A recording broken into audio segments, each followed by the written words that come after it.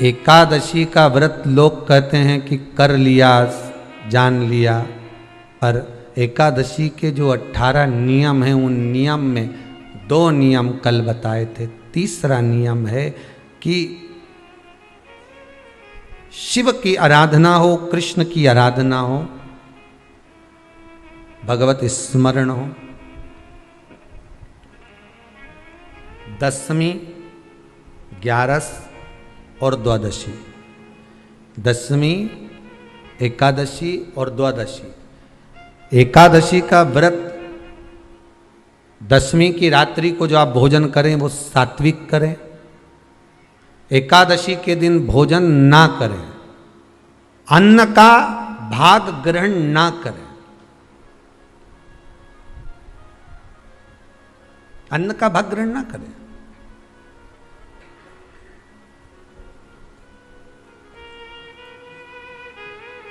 कितना सुंदर कहा है महाराज जी। यदि आपके यहां पर गौ माता है, आपके घर में अगर गौ माता विराज रही है,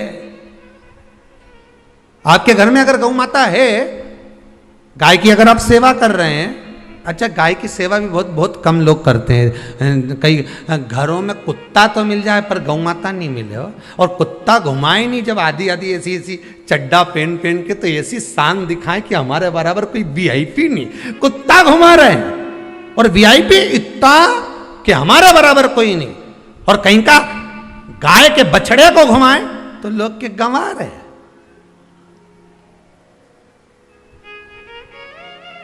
कोई अगर गौ माता को घुमाने के लिए ले जाए, गाय को पकड़कर घुमाने के लिए ले जाए, शहर में गाय के बछड़े को घुमाने के लिए जाए, तो लोग कहते हैं गंवा रहे, और कुत्ता घुमाए तो वीआईपी।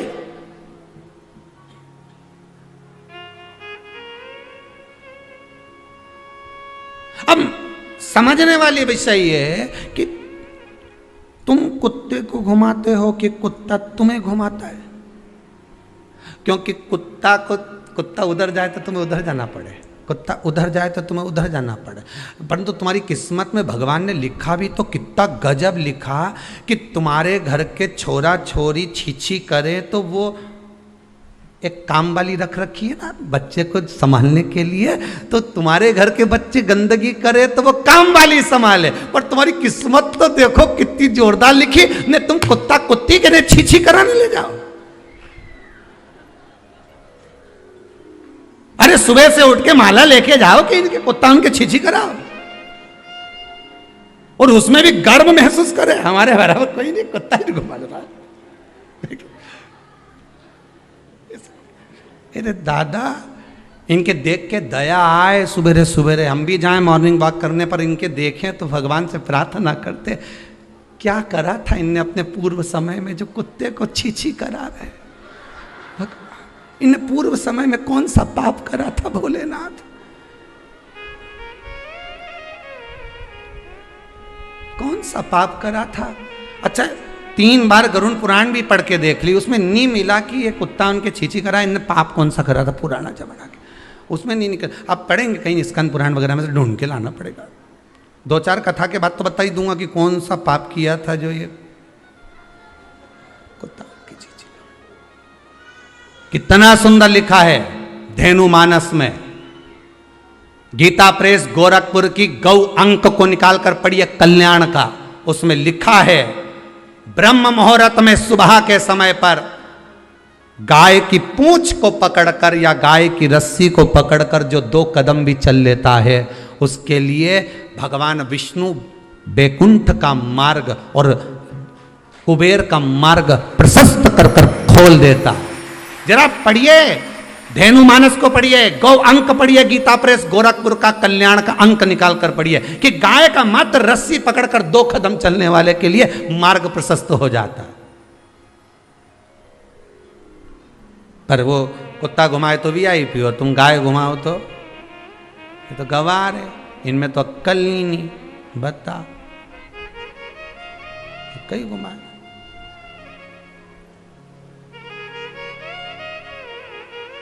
श्रेष्ठता नहीं रही भाई, समझो थोड़ा कथा को, थोड़ा चोट लगेगी हृदय को, तुम्हें बुरा लगेगा, थोड़ा सा बुरा तो जरूर लगेगा क्योंकि चोट तो लगेगी तुम्हारे हृदय को, पर संवरना तो पड़ेगा ना। सुधरना तो पड़ेगा, अपने आप को संवारना तो पड़ेगा, सुधारना तो पड़ेगा। आज भले बुरा लग जाए तो, पर थोड़ा सा संवरना पड़ेगा कि हाँ ठीक है, हमसे गलती हो रही है, इसको सुधारा कैसे जाए। तो एक काम करो ना कि कुत्ता को घुमाओ, मना नहीं करेंगे, पर साथ में गाय का बछड़ा भी लेकर जाओ, एक गौ माता को भी लेकर जाओ, सवेरे सवेरे मॉर्निंग वॉक में गाय तो घुमाओ, जरा लोग देखेंगे क्या गजब है साहब। आप तो गाय को लेके जाओगे ना तो उसी गाय के 10 लोग पाँव नहीं पड़े ना, तो बात जैसी सुबह सुबह गाय मिले कौन नहीं पाँव पड़े। गौ माता का दर्शन हो गया, छुएंगे, स्पर्श करेंगे, आनंद करेंगे, भजन करेंगे, थोड़ा सा प्रयास करिएगा। गौशाला में केवल गाय ना रहे, घर घर में गाय होना चाहिए।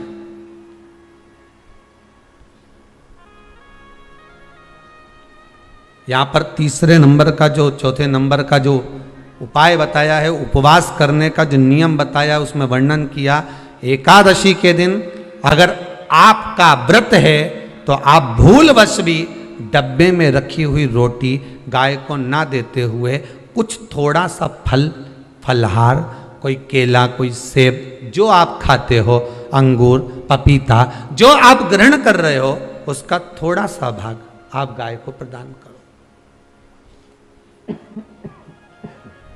आप गाय को दीजिए।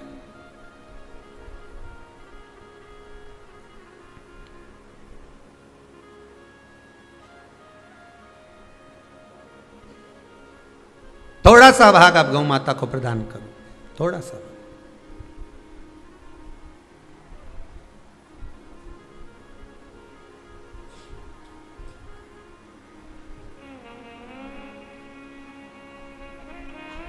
कल कोई भैया परिवार में से कोई आया था मुंबई से,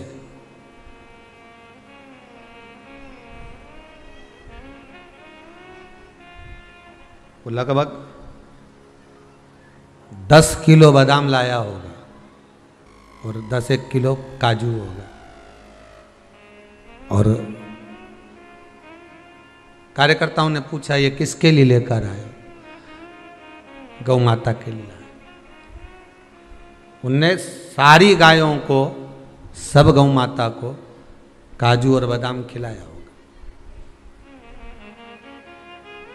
और अपन जो रोटी डब्बा पे सूख जाए, कल्ली पड़ जाए, एकदम जो गल जाए, बेकार हो जाए, वो गाय को दी और ऐसा पुण्य कमा रही, इतना जोरदार पुण्य कमा रही।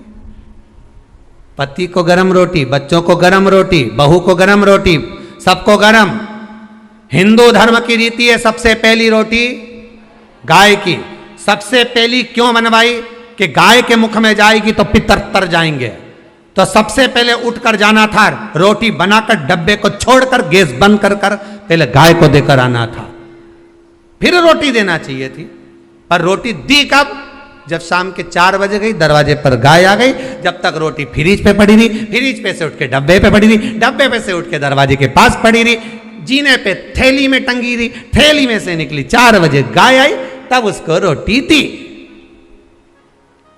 ये रोटी की कथा नहीं, ये अपनी भी कथा है। रोटी जब ताजी थी तब दे देते तो तुम्हारा कहीं जाता? अरे बोलो तो सही, कुछ बिगड़ता नहीं। रोटी जब गर्म थी, जब ताजी ताजी दे देते तो तुम्हारा कुछ जाता नहीं। पर कब दी? जब वो बेकार हो गई, गल गई, सड़ गई, बेकार हो गई, कल्ली हो गई, तब दी। और ये रोटी अकेले की कथा नहीं, अपनी भी कथा है। बचपन अच्छा था, भगवान को नहीं दिया। जवानी अच्छी थी, भगवान को नहीं दी। अधेड़ी अच्छी थी, भगवान को नहीं दी। जब रोटी गल गई, थर थर कांपे हाथ, पांव से चला नहीं जाए, आंखों से दिखाई नहीं पड़े, कानों से सुनाई नहीं दे, पूरा सोफा सेट निकल गया।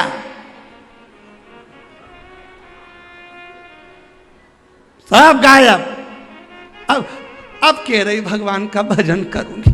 भगवान बोले रेंदेरी कमला नीचे कहा करेगी भजन।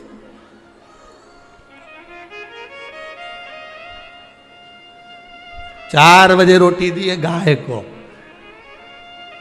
चौथी अवस्था दी है भगवान को।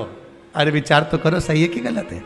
रोटी ताजी थी जब दे देते, बचपन अच्छा था तब भगवान को चरणों में लगा देते, जवानी अच्छी थी तब भगवान को दे देते, अधेड़ी अच्छी थी जब भगवान को दे देते। और रोटी गल गई तब गाय को दी, बुढ़ापा आ गया तब भगवान को दिया। अब हमारे ले चल एक बार तो सीहोर ले चल, सीहोर वाला महाराज की कथा सुनी आऊं। तो बहू भी कह रहे अंदे डुकरिया कई रहते।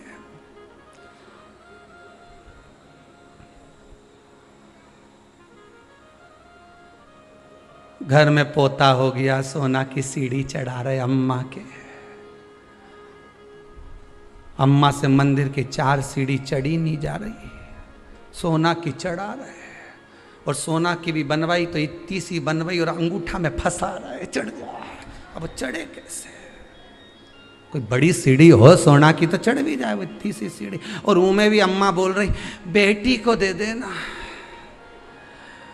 बेटी को दे दो, इतनी सी सीढ़ी। अब इनने बहू ने विचार करा, अब घर में 4 बेटियां हैं, सभी तो आई हैं, तो इनने पूरी सीढ़ी का एक एक पाया तोड़, वो सीढ़ी का सारा पाया तोड़ी ने। तो अम्मा से कह दिया ये बड़ी छोरी के दे देते, मंजरी के दे देते, संजरी के दे देते, छोटी के दे देते। और अम्मा ऐसी जोरदार साड़ी का पल्लू मल्लू लई नहीं, ऐसी सीढ़ी का एक एक पाया दे रही है कि जैसे सोने की अंगूठी दे दिया। अब दे तो सोना की सीढ़ी चढ़वा।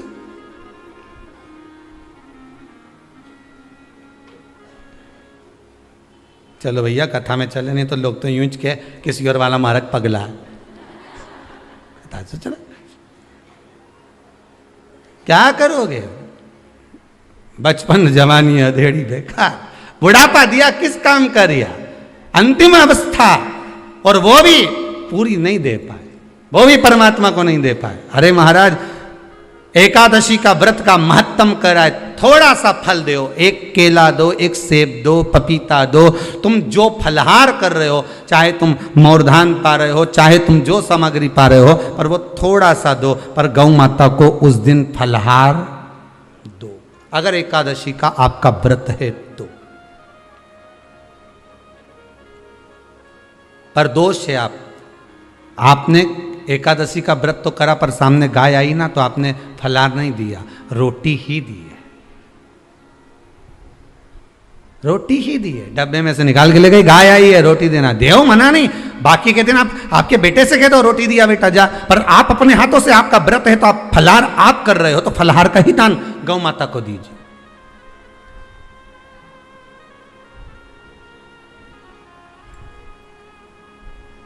बच्चों से कह दो, जाओ सेवक से कह दो जाओ जरा दे के आओ रोटी, पर आप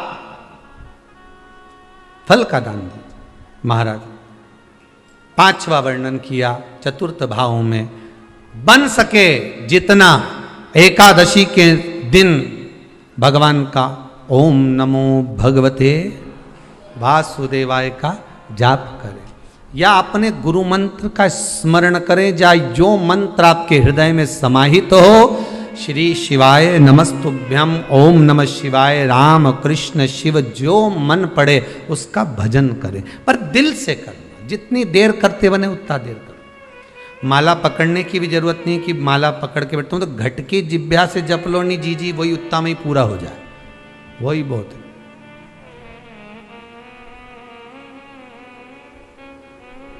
उतना ही बहुत।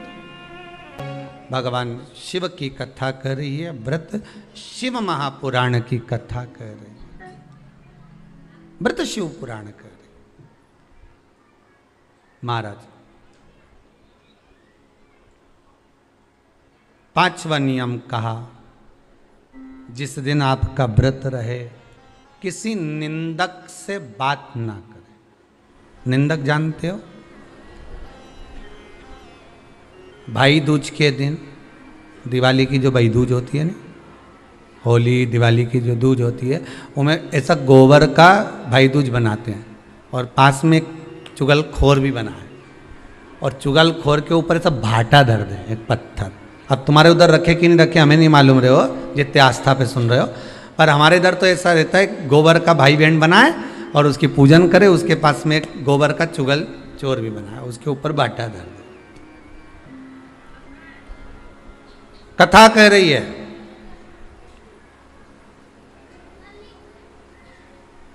कथा वर्णन कर रही है, निंदक से बात ना करें। मान लो किसी ने आकर आपको निंदा कर भी दी तो तुरंत सूर्य नारायण भगवान का दर्शन करें, और 3 बार उनका दर्शन कर कर नेत्र बंद करें, तब जाकर वो निंदा जो अंदर गई है अंदर पवित्रता प्रदान करेगी, तब जाकर एकादशी का व्रत लगेगा। पहले तो प्रयास करो, अगर जो निंदा करने आता है ना तो उसको उस दिन एकादशी वाले दिन दरवाजे पे लिख दो कि चुगल चोट्टा उन अंदर नहीं आए। तुम तो लिख दो, तो इतना लिखने में तुम दरवाजे पे वैसे भी तो लिखते हो, कुत्ता से सावधान, अंदर कुत्ता है। अब जब तुम इतनी बड़ी बात लिख रहे हो कि अंदर कुत्ता है, तो अंदर जाने वाले को पहले समझना पड़ेगा कि अंदर कितना कुत्ता है। पहले तुमने तो लिख दिया कि अंदर कुत्ता है, तो समझना तो पड़ेगा नहीं कि अंदर है कितना। तो तुम दरवाजे पे लिख दो कि निंदा करने वाला चुगल चोट्टा, आज एकादशी का दिन है, हमारी मम्मी का एकादशी का व्रत है। एक इतना बड़ा कंप्यूटर से निकालो, एकादशी के दिन सेलो टेप लगा के चिपका दो, चुगल चोट्टा उन अंदर नहीं आए, आज हमारा एकादशी का व्रत है। कुछ बिगड़ेगा क्या? दरवाजा अपना, घर अपना, और जिसके बुरा लगे बाहर जा, बताओ। पर निंदक का अगर मुख देखो तो सूर्य का दर्शन एकादशी के अंतर्गत वर्णन किया, व्रत के नियम 18, उसमें से एक नियम। फिर कहा जीव की हत्या ना करे, अगला नियम है अपने द्वारा जीव की हत्या ना हो, प्रयास करना, किसी को कष्ट ना हो।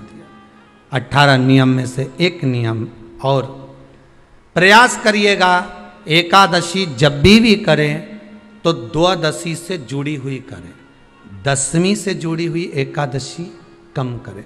जो वैष्णवों की एकादशी कौन सी होती है? जो एकादशी द्वादशी से जुड़ी हो, दशमी से नहीं।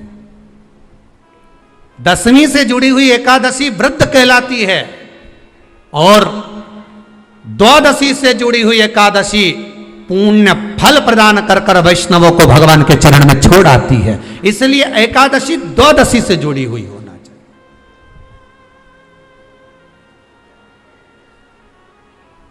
अब कई लोग क्या करते हैं, जो दशमी से जुड़ी हुई एकादशी रहती है ना, उसको करते। पर वैष्णवों की जो एकादशी मान्य है, वैष्णव धर्म की जो एकादशी होती है, वो द्वादशी से जुड़ी हुई होती है, वह 12 से जुड़ी हुई होती है, द्वादशी से जुड़ी होना चाहिए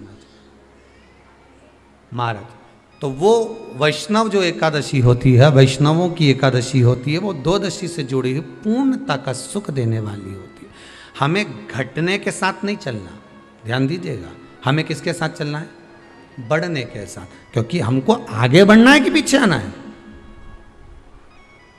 वैष्णव आगे बढ़ता है, वैष्णव का धर्म है कि अग्रण्य भाव में चले, इसलिए वैष्णवों की जो एकादशी होती है वो आगे की ओर जाती है, अग्रण्य भाव में बढ़ने वाली, द्वादशी की ओर प्रवेश करने वाली। अर्थात हमारे कदम उन्नति की ओर बढ़े, हमारे कदम आगे वैभव की ओर बढ़े, संपदा की ओर बढ़े, और भगवान के चरणारविंद की ओर बढ़े, ना कि पीछे की ओर हटे। हम दशमी के साथ मिली हुई एकादशी ना करें, हम द्वादशी के साथ मिली हुई एकादशी।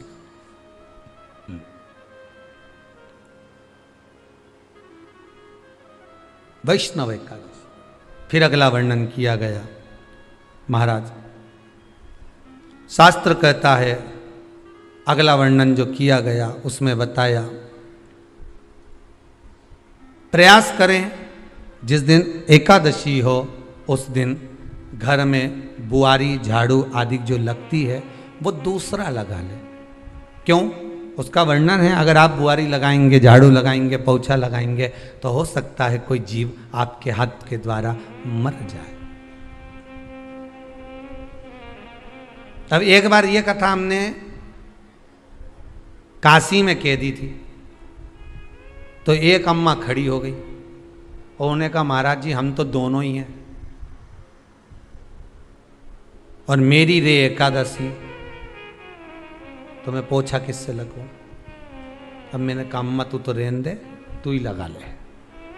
अब हम कह दें कि अब एक तो बोल रहे कि हम घर में दो, और आप कह रहे हो कि जिसका व्रत रहे वो पोछा ना, तो मत लगाओ, छोड़ दो एक दिन, कोई जरूरी है झाड़ू लगा लिया सब पोछा। तो प्रयास करो कि कोई जीव ना मरे, प्रयास करो,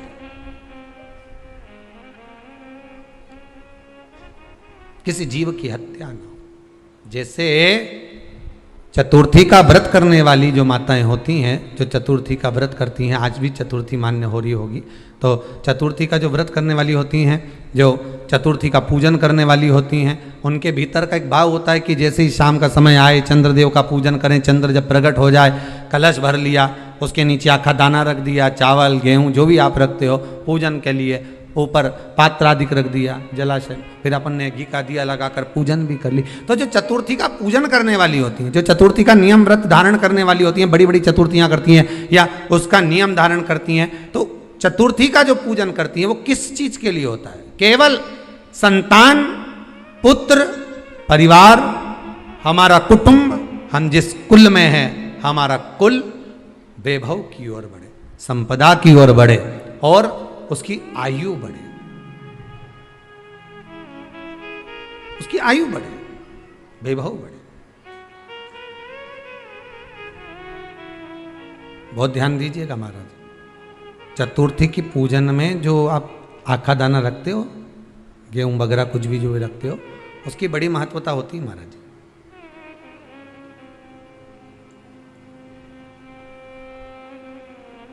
यहां तक कहा गया है, चतुर्थी की कथा तो आप लोग पढ़ते होंगे, जो लोग पढ़ते हैं उनको मालूम होगा, चतुर्थी की कथा में लिखा है,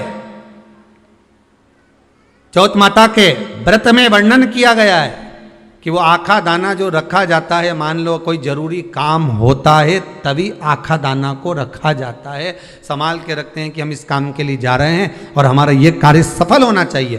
तो जिसने चतुर्थी का व्रत करा है, जिसने चंद्रदेव का पूजन करा, चतुर्थी का व्रत करा, वो गणेश जी से विनती करके वहां से 2-4 आखा दाना उठा ले, और जो व्यक्ति का काम अटक रहा है अपने ही घर का, पर दूसरे कुल को नहीं देना, अपने ही कुल के अंतर्गत जो काम अटक रहा है उसकी जेब में, उसके पल्लू में उस चीज़ को रख दिया जाए। तो चतुर्थी जो अगली आती है, जैसे आप महीने की करते हो तो महीने की, और आप जैसे करते हो कि 4 अलग बड़ी बड़ी चतुर्थी करते हो, तो उसके अनुसार आपका कार्य सिद्ध होता ही है। उस आखे दाने का इतना महत्व होता है क्योंकि चतुर्थी का व्रत करने वाली माता जब व्रत करती है तो स्वयं चतुर्थी की कथा में लिखा हुआ है कि पार्वती जी गणेश जी से चतुर्थी की कथा बचवाती। चतुर्थी की कथा बाची किसने थी? स्वयं गणेश जी महाराज ने। और सुनी किसने थी? माता पार्वती। बाचने वाले गणेश जी थे, सुनने वाली माता पार्वती थी।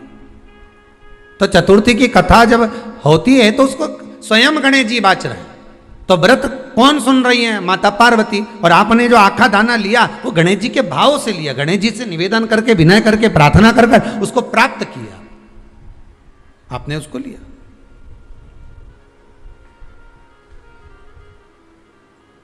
फल प्रदान कर देता है, कार्य की सिद्धता देता है। और एक और चीज ध्यान रखिएगा, जिसको पथरी की बीमारी हो या किडनी लीवर में कोई तकलीफ उत्पन्न हो जाती है, डायलिसिस चल रहा हो या डॉक्टर बोल रहे हो कि चेंज करना पड़ेगा, तो उसके पहले कोई सी भी 4 चतुर्थी, कोई सी भी 4 चतुर्थी, सफेद दुर्वा, जब गणेश शिव महापुराण की कथा बाची थी पिछले वर्ष की, शायद हमारे चैनल पर डली होगी, आप जब जाएंगे तो उसमें प्राप्त होगा।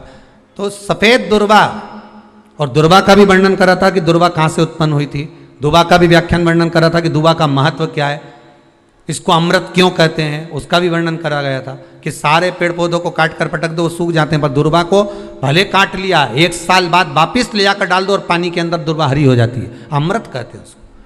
तो उसमें सफेद दुर्वा, जिसका किडनी लीवर का प्रॉब्लम होता हो उसको सफेद दुर्वा, बाल चंद्र का स्मरण कर कर 7 बार घुमाकर वो सफेद दुर्वा सुबह के समय खाली पेट थोड़ी सी दुर्वा का भाग दांतों से चबा चबा कर उसको निगल लेना चाहिए।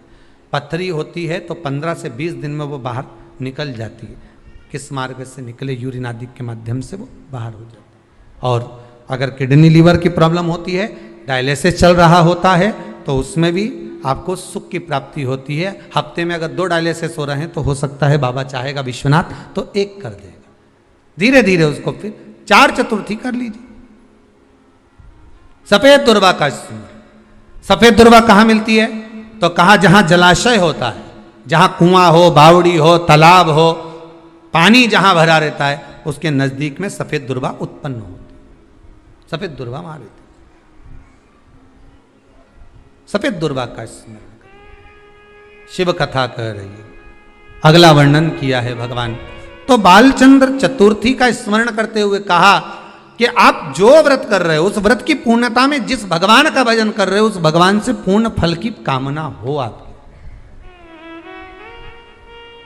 फिर 18 नियम में से एक नियम कहा, जब 26 एकादशी पूर्ण हो जाए तब आप उद्यापन एक बार का जरूर करें।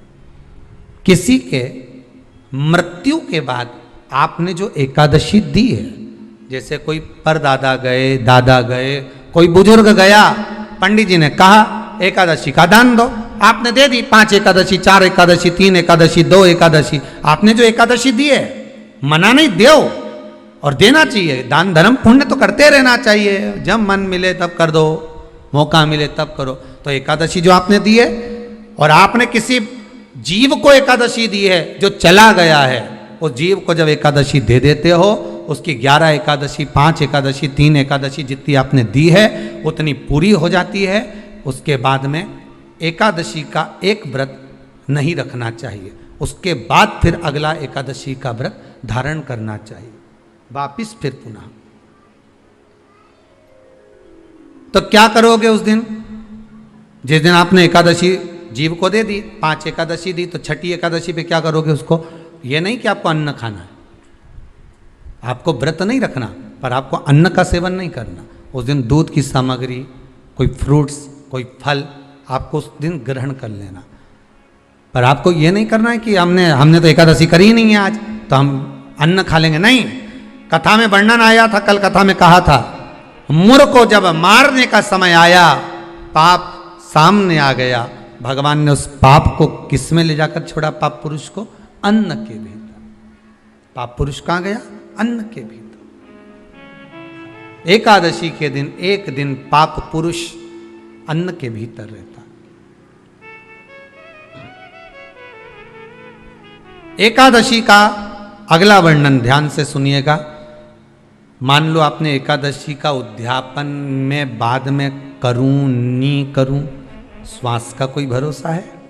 बोलो तो, है क्या कोई भरोसा? नहीं। श्वास रुक जाएगी चलते चलते, शम्मा बुझ जाएगी जलते जलते, दम निकल जाएगा रोशनी का, क्या भरोसा है इस जिंदगी का? कोई भरोसा है कि आप 26 एकादशी पूरी कर पाओगे? नहीं, किसी ने देखा हो तो बात दूसरी। एक बार वो युधिष्ठिर के सामने कोई मांगने के लिए, एक दरवाजे पर कोई दान मांगने के लिए आ गया युधिष्ठिर के पास, और युधिष्ठिर ने कह दिया, महाराजा युधिष्ठिर बोले कल आकर ले जाना, कल आओ ले जाओ। भीम ने एक ढोल उठाया और बजाना प्रारंभ करा, और साहब बजाया कि सारे लोग इकट्ठे हो गए। सबने पूछा हुआ क्या भीम, कौन सी खुशी की बात है, बात क्या है? तो भीम बोले मेरे भैया ने काल को जीत लिया। काल को जीत लिया मतलब मेरे भैया बोले कि कल आ जाना, हम तुमको दान दे देंगे। मतलब मेरे भैया जानते हैं कि कल तक मरेंगे नहीं, प्राण नहीं छूटेगा, मतलब इन्हें काल को जीता। ये समझ वाली बात है। आप हो, हम हो, कोई भी संसार का मनुष्य काल को नहीं जीता। जन्म मरण परण 3 भगवान के हाथ में है। डॉक्टर ने कह दिया इतनी तारीख तक बच्चा होगा, मालूम पड़े आगे पीछे कभी भी हो जावे, 15 दिन पहले, 8 दिन बाद, 4 दिन पहले, ये तो भगवान क्या कहा, इसको ले जाओ, अंतिम सांसें चल रही है, मर जाएगी कुछ दिन में। मालूम पड़ा घर लिया है, 6 महीना हो गया, 5 बार तो नीचे सुला दिया, गोबर लीप के डुकरिया, फिर जिंदा हो गई वापिस। 4 बार तो फोन लगा के पूछ लिया कौन सा पाठ सुना दें कि निपट जाए, बिस्तर पे सड़ गई। भगवान भी कह रहा है मई रखो, शिव पुराण नहीं सुनी, मई रखो। क्या करोगे लाकर? परण पत्रिका देखकर कह दिया दूसरे महीने में ब्याह हो जाएगा। मालूम पड़े बीच में लॉकडाउन फंस गया, 1 साल तो यूं ही निकल गया। अब फिर पंडित जी से कहा, आपने तो कहा था 2 महीने में हो जाएगा। पंडित जी बोले लॉकडाउन भी तो आ गया था, क्या करें।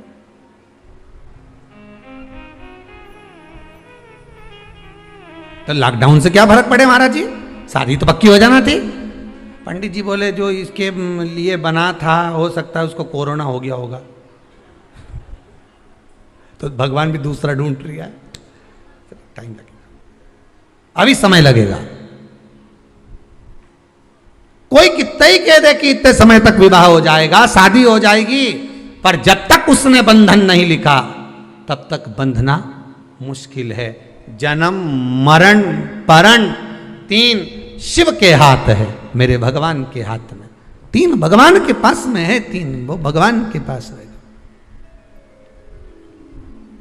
कोई कितना ही कह दे,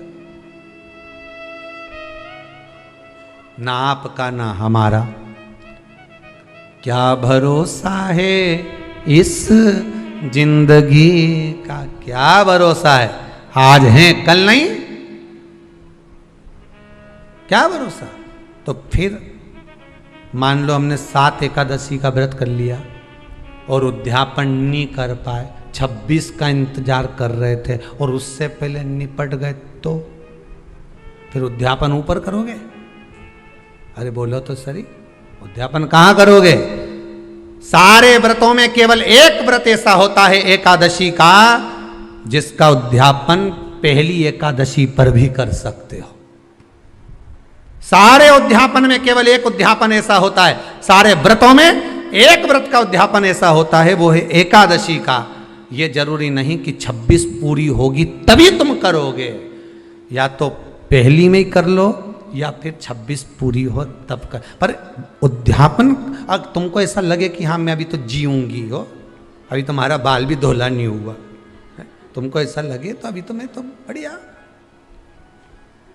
तो फिर भले मत करो। पर एकादशी का नियम कह रहा है, एकादशी का यहाँ 18 नियम में से एक नियम कह रहा है कि एकादशी का उद्यापन पहली एकादशी पर भी हो सकता है, पहली पर भी कर सकते, फिर तुम्हारा मन पड़े तब। क्यों? तो पहली पर करने से क्या फल मिलेगा? तो एकादशी की नियमावली कहती है, अगर मान लो आपने पहली एकादशी पर भी उद्यापन कर लिया, इसके बाद में जितनी एकादशी करोगे वो सारी तुम्हारे खाते में जुड़ती जाएगी। मतलब बैंक में खाता खोल लो, ठीक है, खाता खोल लिया, अब जितना कमाता जाओगा उसमें डालते जाओ, जितनी कमाई करके लाओगे उसमें जमा करते जाओ। एकादशी एक बार उद्यापन पहले में भी हो गया तो बाकी का पुण्य तुम्हारे खाते में आ जाएगा, उसका पुण्य। एकादशी का उद्यापन बड़े महीने में माघ शुक्ल एकादशी के दिन, माघ का महीना हो, शुक्ल पक्ष की, जम के बोलिए, एकादशी हो, प्रयास करना कि आप उद्यापन करें, भले 5, 10, 11, 12 जितनी एकादशी हो जाए, 26 हो जाए तो ज़्यादा अच्छी है, नहीं तो आप करें तो माघ महीने की शुक्ल पक्ष की एकादशी के दिन आप उद्यापन करें, प्रयासरत करें, प्रयासरत। बड़े महीने के अंतर्गत जो उद्यापन, हाँ चतुर्मास के अंतर्गत उद्यापन नहीं होता एकादशी का, बहुत ध्यान दीजिएगा हमारा। ये जो सावन भादो कुंवर कार्तिक जो 4 महीना होते हैं भगवान के शयन करने के, इसके अंतर्गत एकादशी का उद्यापन नहीं होता, और इसके अंतर्गत उद्यापन करना भी नहीं चाहिए एकादशी हमारा। एकादशी का उद्यापन माघ महीने की शुक्ल पक्ष की एकादशी के दिन आप बहुत प्रेम से आनंद के साथ करिए महाराज। परंतु एकादशी के उद्यापन में सबसे ज्यादा अगर कुछ जरूरी होता है तो 24 तरह का नैवेद्य जरूरी होता है। कितने तरह का? 24 तरह का नैवेद्य। अब आप कहोगे गुरुजी उद्यापन हम कर रहे हैं एकादशी का, तो उसमें तो फलहार का हमें नैवेद्य बनाना चाहिए। तो फिर ये पुराण के अंतर्गत स्कंद पुराण में ये चीज लिखी है कि एकादशी का जब उद्यापन करते हैं तो 24 तरह का नैवेद्य बनाकर सिद्ध करते हैं। 24 तरह का नैवेद्य जान रख लेना, का हलवा बना लो, खीर बना लो, पूड़ी बना लो, सब्जी बना लो, पकौड़ा बना लो, भजिया बना लो, ऐसे 24 तरह का नैवेद्य अलग अलग चाहिए। पर लोग क्या करते हैं, खोपरा पाक बनवा लेते हैं 1-2 किलो और 24 जगह रख देते हैं। स्वीकृत नहीं है। 24 तरह का नैवेद्य रखा जाता। महाराज एकादशी के दिन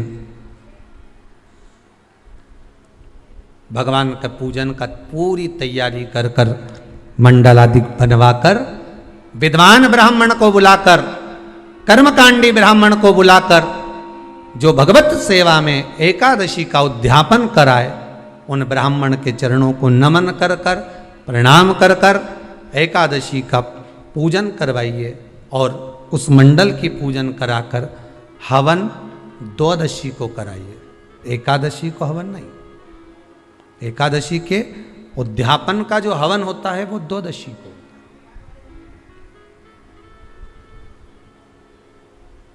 एकादशी का उद्यापन द्वादशी का बड़े प्रेम से आप खूब आनंद से हवन पूजन कराओ। पूजन कराने के बाद, हवन कराने के बाद 26 जोड़े ब्राह्मण ब्राह्मणी के बुलाकर भोजन कराकर उनको भाव से जो आप समर्पित कर सकते हो, जितनी आपकी सामर्थ्यता हो, उस सामर्थ्यता के अनुसार आप दान धर्म पुण्य करो, आप उन्हें प्रदान करो। और बन सके तो एकादशी की रात्रि को भी जागरण करें और द्वादशी के दिन जिस दिन हवन करें उसकी भी रात्रि को कुछ जागरण करें। जागरण का मतलब पहले भी कथा में कहा, प्रदोष की कथा में वर्णन किया था। हम ये नहीं कहते कि तुम पूरी रात जगो, हमारा तो निवेदन है 15 मिनट का करो, आधे घंटे का करो, 20 मिनट का करो, पर रात्रि के समय थोड़ी देर अगर एकादशी का उद्यापन कर रहे हो तो जागरण थोड़ी सी देर अवश्य करें।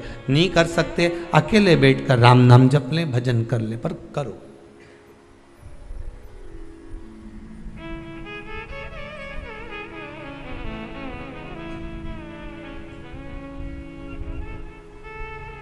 भगवान का भजन करो, किसी भी रूप में करो, करें निवेदन करें, चरणों का स्मरण करें, भगवान की अविरल भक्ति को धारण करें। 26 ब्राह्मण ब्राह्मणी को जोड़े से भोजन कराकर कुछ भेंट देकर विदा करें। ऐसे एकादशी के उद्यापन का वर्णन किया गया। एकादशी का उद्यापन सुख प्रदान करने वाला, आनंद देने वाला, भगवत रस तत्व को संजोने वाला। महाराज शिव महापुराण की कथा में वर्णन आता है कि माता पार्वती जितने व्रतों को धारण करती हैं, माता जितने व्रतों को भगवान शिव के लिए जितने व्रत करती हैं, माँ सारे व्रत भगवान शंकर स्वीकार करते हैं। एक बात हमारे जीवन में आप उतार कर रखी है कि आप सोमवार का व्रत कर रहे हैं या मंगलवार का व्रत कर रहे हैं, बुधवार, गुरुवार, शुक्रवार, शनिवार, प्रदोष, एकादशी, जो भी व्रत धारण कर रहे हैं, जो भी व्रत आप अपने जीवन में उतार रहे हैं, कर रहे हैं, प्रयास करना कोई व्रत, कोई पूजन, कोई पाठ, कोई अनुष्ठान आप अपने लिए करो, दूसरों को बर्बाद करने के लिए नहीं। उसका ऐसा हो जाए मैं माता जी को चुनरी चढ़ाऊंगी, नहीं। उसका ऐसा हो जाए, उसका ऐसा हो जाए, नहीं नहीं, आप अपने लिए करो ना।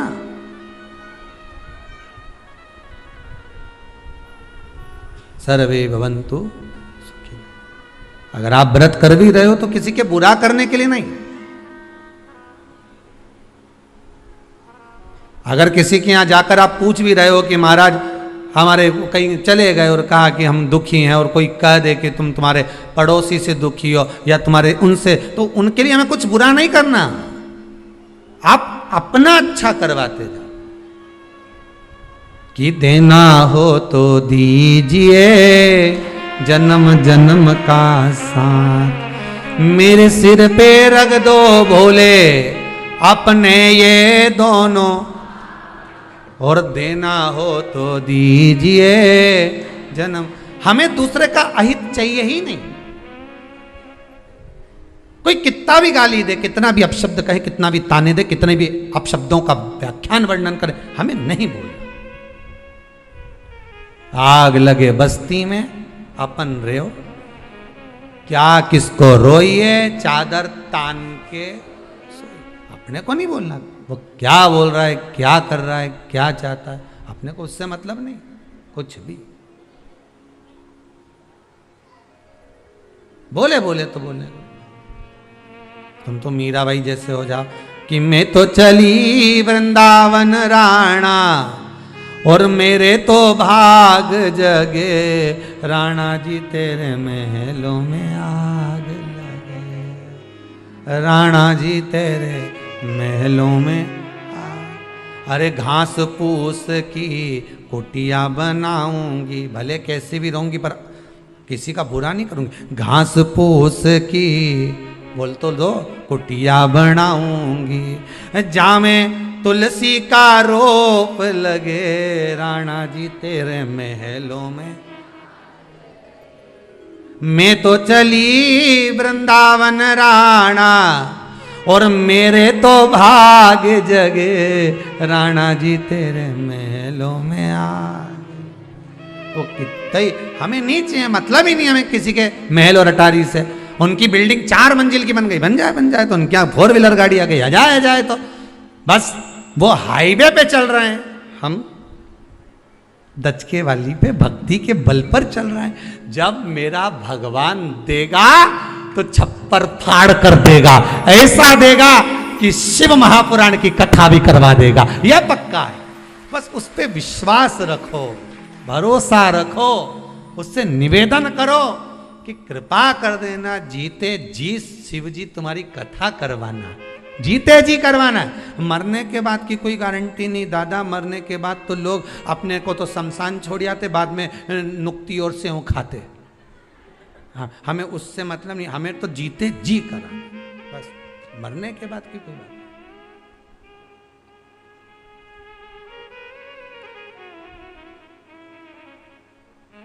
आप तो बस कृपा कर दो भोलानाथ।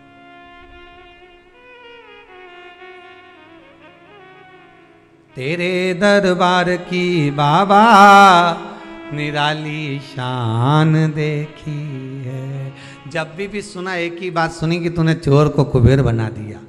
तुम इतना तो कह सकते हो, जितने आस्था पे सुन रहे हो ना, तुम इतना तो कह सकते हो। जब भी सुना एक ही बात सुनी कि चोर को कुबेर बना दिया। क्या मैं चोर से भी बदतर हूं जो अभी तक मुझे देने में पीछे हटे हो? क्या मैं उस चोर से भी गई बीती हूं? क्या मैं चोर से भी गया बीता हूं जो अभी तक मेरी नहीं सुन रहे हो? रोज झोली फसारती हूं, रोज झोली फैलाकर कहती हूं कि बाबा कृपा अब कर दे। इतना तो उससे कह सकते हो, उसको थोड़ा सा तो याद दिलाओ कि चोर को कुबेर बनाया था। और मैं तो उससे भी गई बीती हूं क्या? जब वो सुनेगा देगा। दिल से कहना परंतु दिखावे से नहीं, दिल से कहना। तेरे दरबार की बाबा निराली शान देखी है। तुझे देते नहीं देखा पर झोली भरी देखी है। तू कृपा करेगा तो जरूर होगा।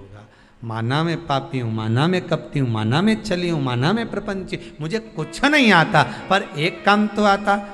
श्री शिवाय नमस्तुभ्यं, श्री शिवाय नमस्तुभ्यं, श्री शिवाय नमस्तुभ्यं, श्री शिवाय नमस्तुभ्यं। कुछ नहीं आता पर इतना तो आता। ना मैं मंत्र जानूं, ना मैं तंत्र जानूं, मैं साधना नहीं जानूं। 2 घंटा तक आंख बंद करके बैठी भी नहीं रही जाए, एक जैसी बैठ भी नहीं सकती। मेरे में तो जो दोष है मैंने बता दिया कि नहीं बैठ सकती मैं 2 घंटा, 4 घंटा, 6 घंटा एक जैसी एक आसन से।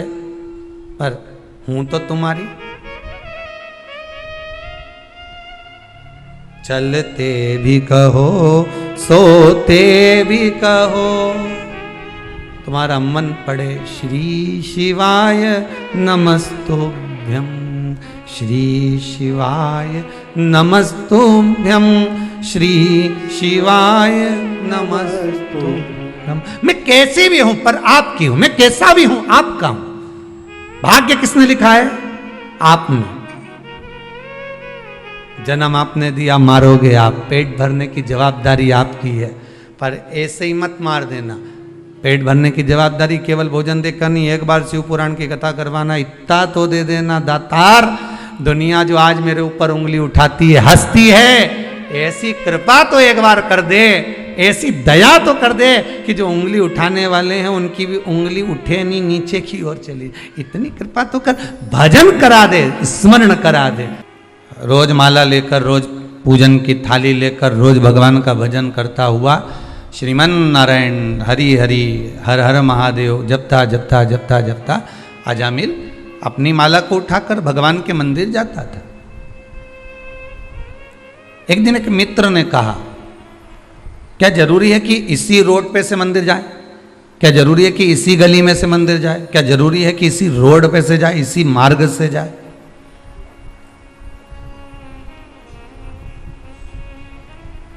जिसको गली नापने की आदत होती है ना, रोड नापने की आदत, कई बार माताएं अपने बच्चे से कह देती है, नापिया या रोड, नापिया या गली।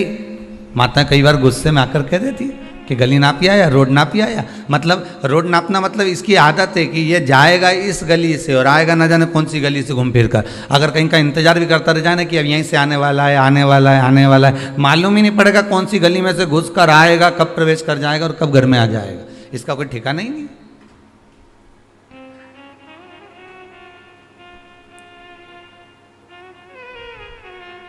अब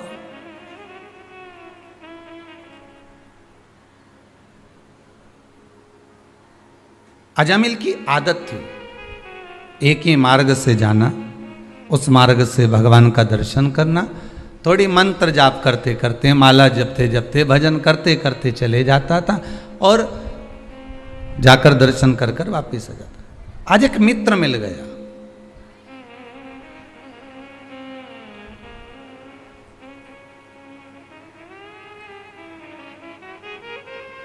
अच्छे मित्र, अच्छे सखा, अच्छी राय देने वाले, अच्छा विचार देने वाले, अच्छा संस्कार देने वाले दुनिया में बहुत कम मिलेंगे। तुम्हें अपने मार्ग से भटकाने वाले, गलत मार्ग पर ले जाने वाले ढेर मिलेंगे।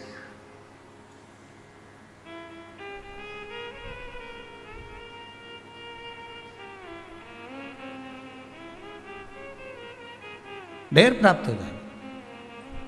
अजामिल से कहा कि कहाँ इस मार्ग से जाता है, चल हमारे मार्ग से चल। आज मैं तुझे ऐसे मार्ग से लेकर चलता हूं जिस मार्ग में तुझे चलने में आनंद की अनुभूति होगी।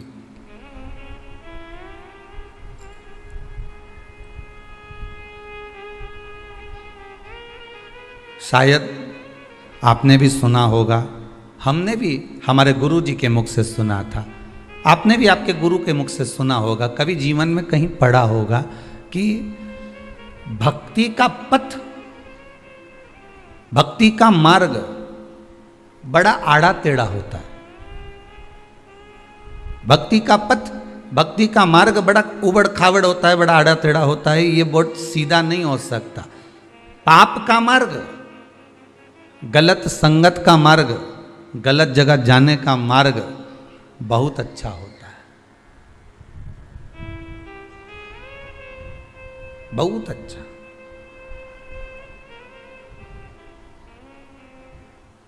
एक और सरल भाषा में समझ लो, तुमको और समझ में आ जाएगा बहुत अच्छे से। महाराज,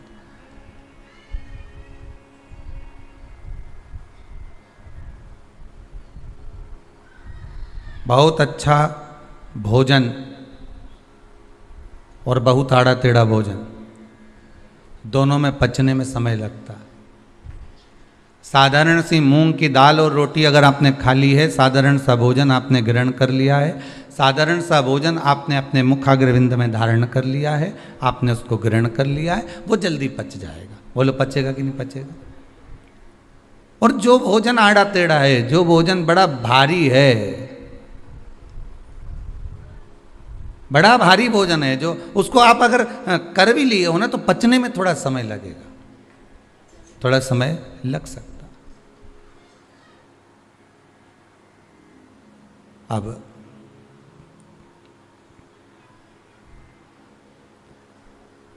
भक्ति का मार्ग बड़ा आड़ा टेढ़ा होता है, इसीलिए कहा हमारा दूर नगरी बड़ी दूर नगरी, दूर नगरी बड़ी दूर,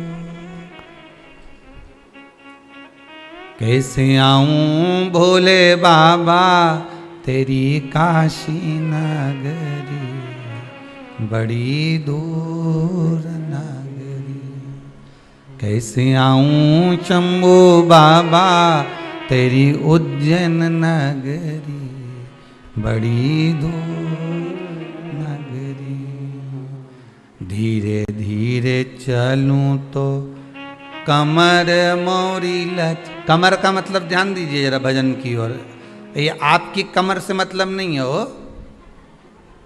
या हमारी कमर से मतलब नहीं है।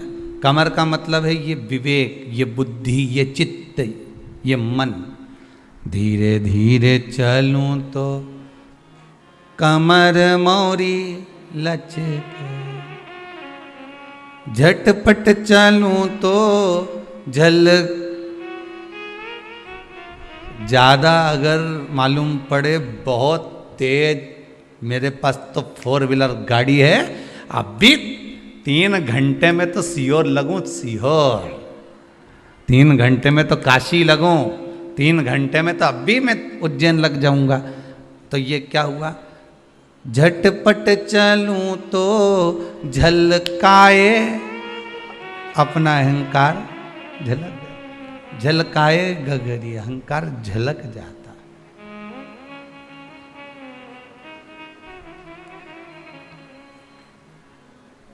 कैसे आऊं भोले बाबा तेरी काशी नगरी, बड़ी दूर नगरी, कैसे आऊं भोले बाबा तेरी काशी नगरी, बड़ी दूर नगरी, कैसे आऊं शंभो बाबा तेरी काशी नगरी, बड़ी दूर नगरी, कैसे आऊं शंभो बाबा तेरी काशी नगरी, बड़ी दूर नगरी, हाँ दूर नगरी, बड़ी दूर नगरी, दूर नगरी, बड़ी दूर नगरी।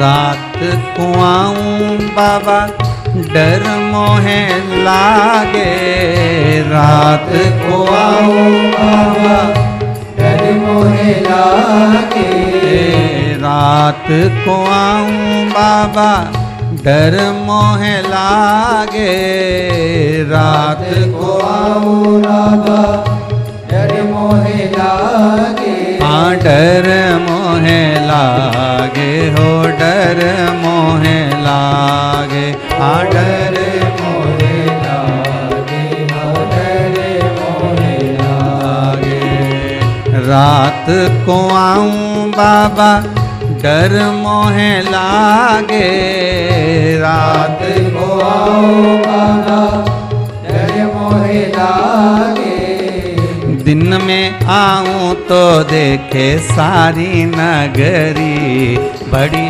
दूर नगरी, हाँ दूर नगरी, बड़ी दूर नगरी हो, दूर नगरी, बड़ी दूर नगरी, कैसे आऊं भोले बाबा, कैसे आऊं शंभो बाबा, तेरी काशी नगरी, बड़ी दूर नगरी, कैसे आऊं भोले बाबा, तेरी काशी नगरी, तेरी काशी नगरी, बड़ी दूर नगरी, बड़ी दूर नगरी, बड़ी दूर नगरी, बड़ी दूर नगरी, बड़ी दूर नगरी। हम परमात्मा तक कैसे पहुंचे?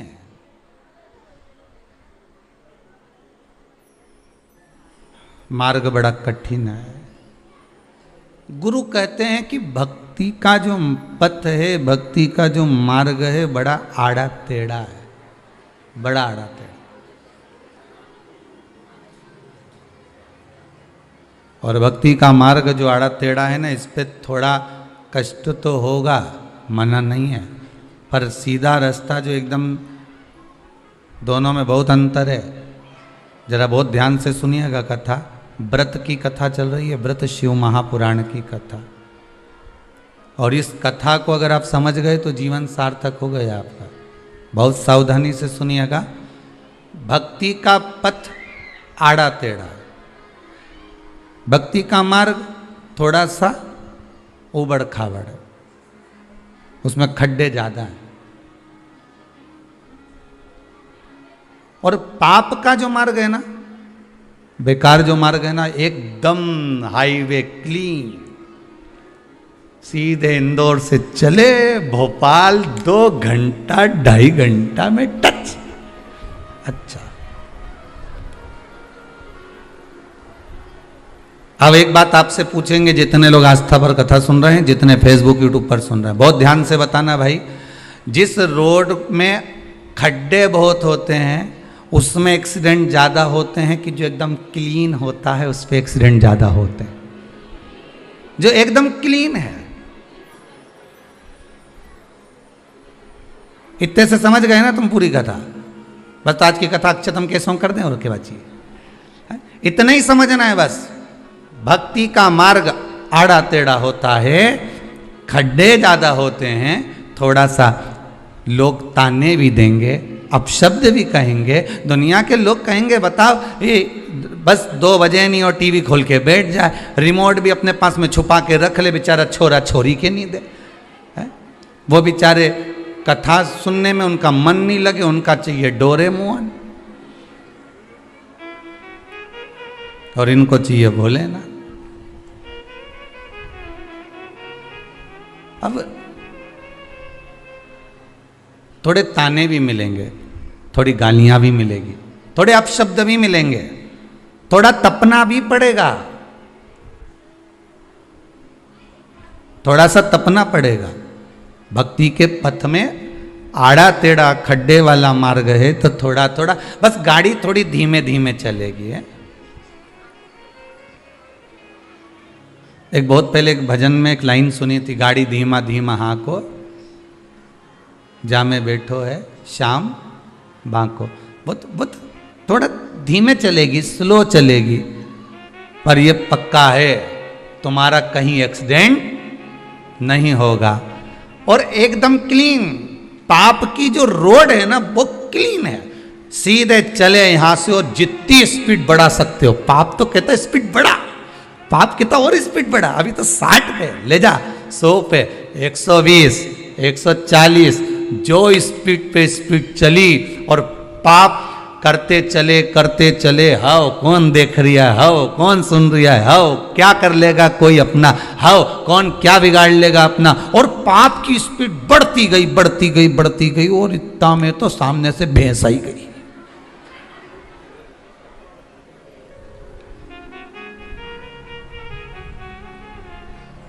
स्पीड इतनी तेज थी और सामने से जो भैंस दिखी, अब गाड़ी कहां टर्न करेगा, इधर से दूसरी आ रही और इधर पीछे दूसरी और इधर डिवाइडर, और कहाँ चढ़े, तो इन्हें कहा तो गए बस।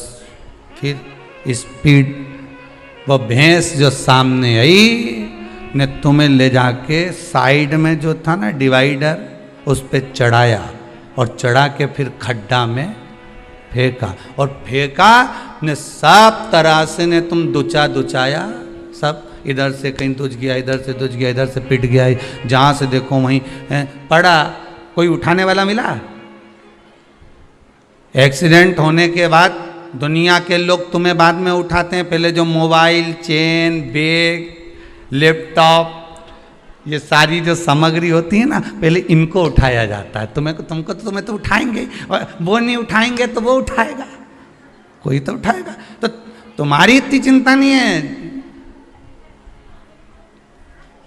उनको तो वस्तु चाहिए, जो वस्तु वहां पर पड़ी हुई है।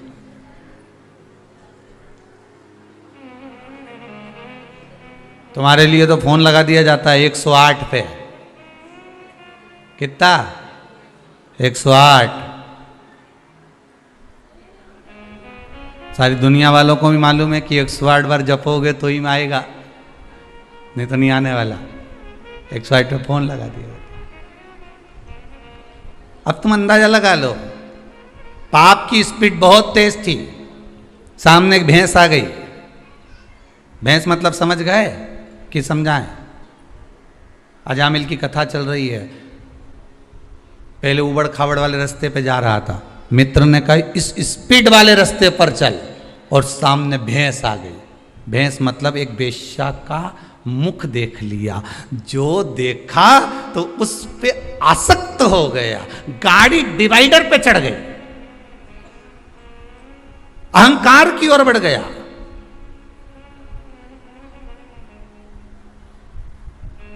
अब भैंस तो अपने रास्ते से जा रही थी ना, अब बीच में भैंस अपने रास्ते से जा रही, उसको तो उधर जाना था। वेश्या ने एक बार भी अजामिल को नहीं देखा था, एक बार भी, पर जो गाड़ी चढ़ाई नहीं तो उनके तो ध्यान में रहे नहीं कि सामने भैंस है, इनके तो ध्यान में था। अजामिल को मालूम था कि सामने बड़ी सुंदर स्त्री बैठी है, बहुत सुंदर है, और केश झड़ा रही है और सुंदर श्रृंगार करी हुई है, बस इसको तो वो भैंस पे देख के एक्सीडेंट हो गया। और अजामिल का जो एक्सीडेंट हुआ तो इन्हें तो बस जाके खड्डा में गिर गया। मतलब आखिरी में क्या हुआ तो कि मैं तो इससे शादी करूंगा, चाहे कुछ भी हो जाए। गांव के लोगों ने समझाया तो इतना मंदिर जाता था, पूजन करता था, भगवान शंकर के जल चढ़ाता था, श्रीमन नारायण करता था, हरिहर करता था, सारी दुनिया का राम राम कृष्ण कृष्ण करता था, भगवत भजन करता था। अब ये कहाँ खड्डे में गिर गया तो कि कुछ भी हो जाए खड्डे में पड़ा है। तो दुनिया के लोगों ने भी सोच लिया अच्छा है, लैपटॉप ले चलो, मोबाइल ले चलो, इसका जो चेन अंगूठी सब ले चलो। तो खड्डे में पड़ा हुआ व्यक्ति जब देखता है ना दुनिया का लोग, तो सब अपना अपना संबंध तोड़ देते हैं। फिर हाँ पड़ा है तो पड़े रहने दे, अब कई कर, अपन तो अपना लैपटॉप लो नहीं बढ़ो, अपन तो मोबाइल लो नहीं बढ़ो, और पड़ा। अब पड़ा पड़ा पड़ा, आखिरी में कोई उठाया, वही वैश्या उस अजामिल को मिल गई। भागवत जी की कथा में लिखा है, हो आपने भी 50 बार श्रवण करा होगा। और वो बस तरीका थोड़ा सा चेंज है, आपने सुना होगा जिस तरीके से हम तो आपको एक उबड़ खाबड़ रास्ता और एक हाईवे, ये दो रास्ते को समझाना है। अब आप कौन से रास्ते पे जाते हो वो आपकी मर्जी है।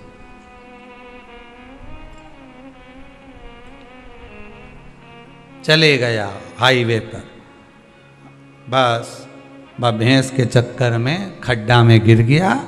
खड्डा में गिरा, शादी कर ली वेश्या से और विवाह करने के बाद उसके साथ रहने लगा। देखिए, रहते रहते रहते रहते बच्चे भी हो गए। बच्चे होने के बाद में कहीं अब पूर्व की रोड याद आ रही है। अच्छा खासा जाता था, भले वो थोड़ा दचका का रास्ता था, भले वो उबड़ खाबड़ रास्ता था। अब याद आ रही है कि मैं पहले भजन करता था, मंदिर जाता था, देवालय जाता था, कितना भगवान की भक्ति में डूबा रहता था, कितना अलमस्त रहता था। पर काहे की जिंदगी हो गई मेरी 2 साल, 2.5 साल, 5 साल, 4 साल, 6 साल में नरक हो गया मेरा जीवन। तो उसको याद आ रही है कि पूर्व का जो मेरा समय निकला, 1 साल, 1.5 साल, 2 साल, जो पूर्व के 10 साल, 15 साल जो पूर्व के निकले वो नंबर 1 निकले। और अभी का जो समय निकल रहा है वो तो समझ लो कि पहले उबड़ खाड़े बड़ से जाते थे, धीरे धीरे जाते थे, उन्नति की सीढ़ी पर धीरे धीरे चढ़ते थे तो आनंद आता था। आज के व्यक्ति को तो तुरंत चाहिए, नहीं महाराज जी कुछ बूटी बता दे और यहीं कहीं से सोने का हंडा निकल जाए।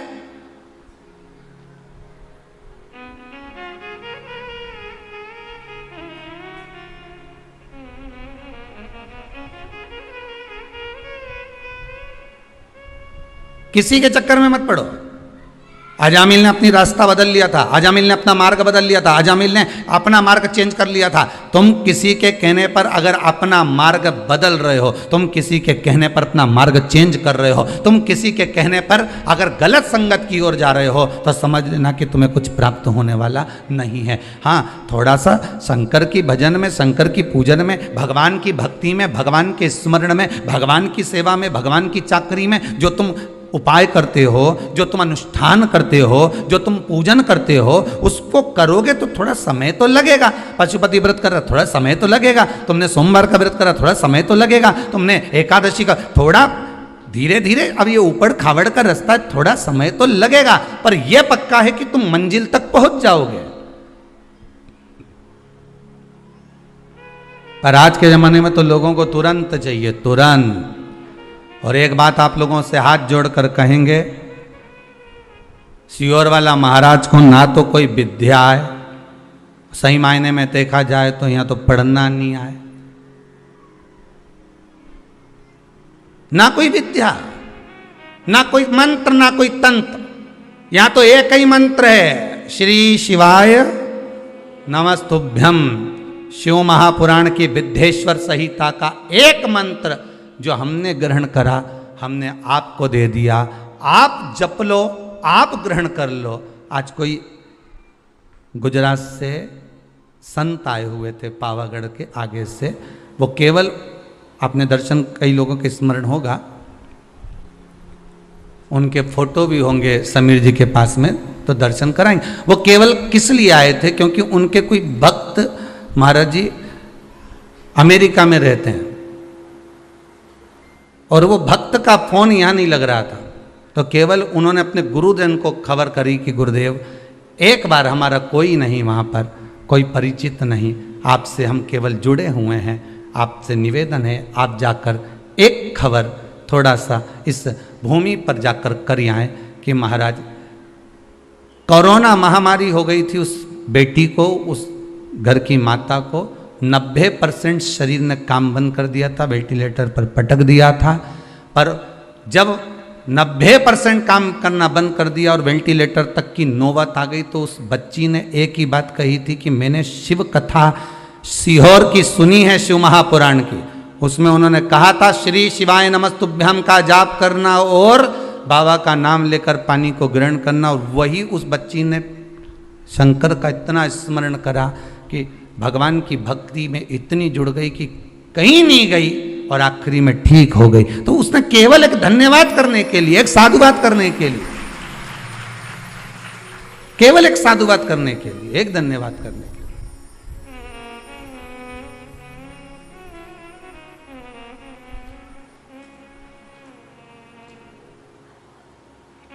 केवल एक निवेदन।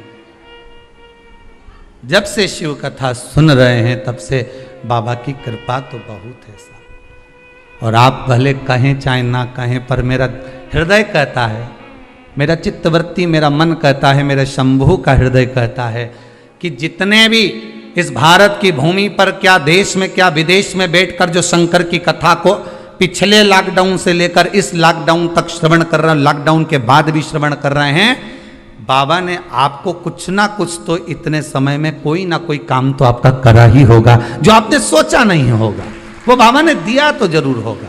वो देने में देरी नहीं करता, बस पथ थोड़ा सा कठिन है, मार्ग थोड़ा सा कड़क है, थोड़ा पथ कठिन है, मार्ग थोड़ा कठिन है।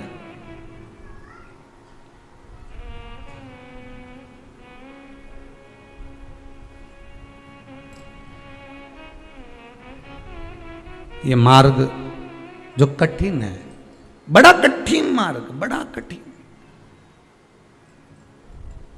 और इस मार्ग को ही तो सरल करना है, इस मार्ग को ही तो सहज करना है।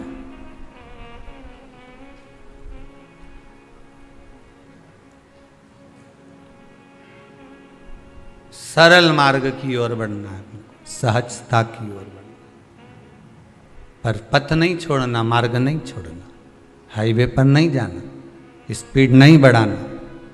अजामिल ने स्पीड बढ़ाई थी और उसका पूरा काम बेकार हो गया, तो उसने जो पूर्व समय की रोड का स्मरण करा कि ये रोड कितनी अच्छी है, इस रोड पर मैं चल रहा था, अच्छा खासा चल रहा था, राम नाम, कृष्ण नाम, शिव नाम, भगवान की भक्ति में डूबा हुआ था, स्मरण कर रहा था मैं, नाम जाप कर रहा था मैं, पर कहाँ मैंने रोड बदल लिया, एक मित्र के कहने पर।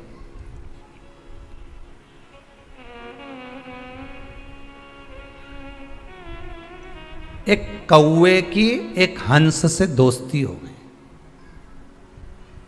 बड़ी अच्छी, दोनों बेस्ट फ्रेंड बन गए, पक्के दोस्त बन गए। एक दिन कौवा हंस से बोला, भाई मुझे बहुत भूख लग रही है, तो कुछ लाना। अब हंस गया तो मोती उठा कर ले आया, क्योंकि हंस तो मोती चुगता था। ले ये मोती ले। कौवे ने जैसे ही अपनी चोंच में मोती को लिया तो कौवे की चोंच ही टूट गई। कौवा पूछा, तू खाता कैसे होगा रे इसको, मोती कैसे चुगता होगा? हंस बोला, सीधी सी बात है, लाओ। हंस ने मोती लिया, मुख में लिया, पेट में डाला। ओह, कौवा बोला, हम तो नहीं खा सकते दादा, हमारे बस की बात नहीं है। इस शिव महापुराण रूपी मोती को चुगना कौओं के बस की बात नहीं है। बहुत सारे कौवे हैं अभी भी जो नहीं चुग पा रहे।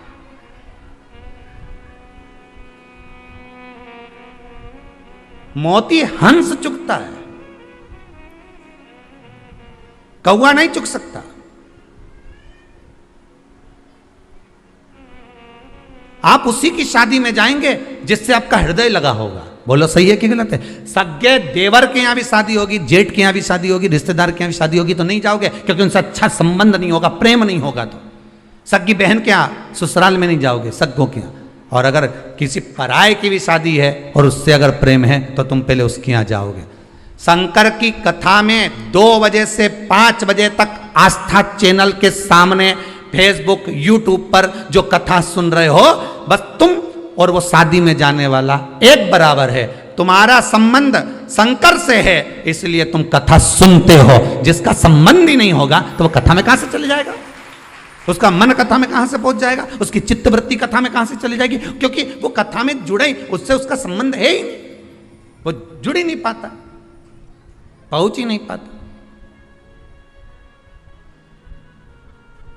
ये चित्त, ये मन, ये हृदय जब हमारा जा रहा है भगवान की कथा में, भगवान के चरणारविंद में, तो ये विश्वास मानकर चलना कि तुम्हारी चित्तवृत्ति भगवान में क्यों जा रही है, क्योंकि भगवान आपका।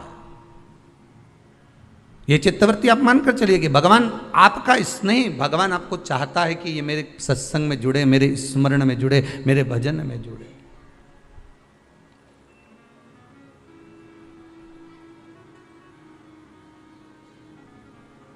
और भजन भोले बाबा का करते रहोगे तो संसार सागर से तरते रहो। कौआ मोती को नहीं चुग पाया, छोड़ दिया मोती को। मोती छोड़ा, मोती को छोड़ दिया, भूखा रहने लगा कौआ। कौआ भूखा है, क्या करूं मैं, क्या करा जाए, क्या करा जाए महाराज। अब कौए ने हंस से कहा, कौए ने हंस से कहा,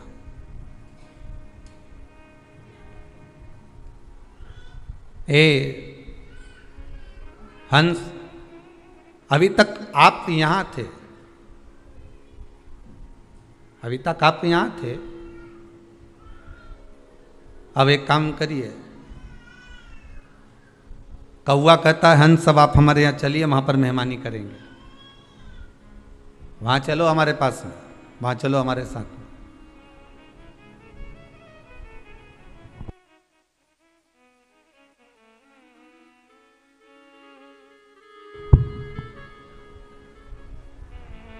कौआ हंस से बोला कि अब आप हमारे यहां चलिए, और जब आप हमारे यहां चलेंगे, जब आप हमारे यहां पहुंचेंगे, तो हम आपकी खातिर करेंगे, हम आपका आदर करेंगे, हम आपका सम्मान करेंगे, हम आपका सत्कार करेंगे। चलो हमारे साथ, ठीक है। अब हंस चला कौए के साथ। कौआ कहाँ रहता था? शमशान में। बड़ के पेड़ पे बैठ गया, बट वृक्ष के ऊपर। अब जैसे ही बट वृक्ष के ऊपर बैठा, और इतने में हंस बोला मुझे भूख लग रही है। कौआ गया अब भी लाता हूं, मांस पड़ा हुआ था, कौए ने उठाया, ला कर दिया। हंस बोला मैं नहीं खा सकता ये, दादा तू ही खा, मेरे बस का नहीं है। दोनों बात कर रहे थे, नीचे एक राजकुमार बैठा हुआ था, उसके ऊपर कौए की चोंच से वो मांस नीचे गिर गया। राजकुमार को क्रोध आ गया, बहुत तेज क्रोध राजकुमार को आया। राजकुमार ने उठाया अपना धनुष और बाण और तुरंत निशाना साधा। जैसे ही बाण छूटा, कौआ भाग गया, हंस को लग गया, हंस नीचे गिर गया, हंस नीचे गिरा।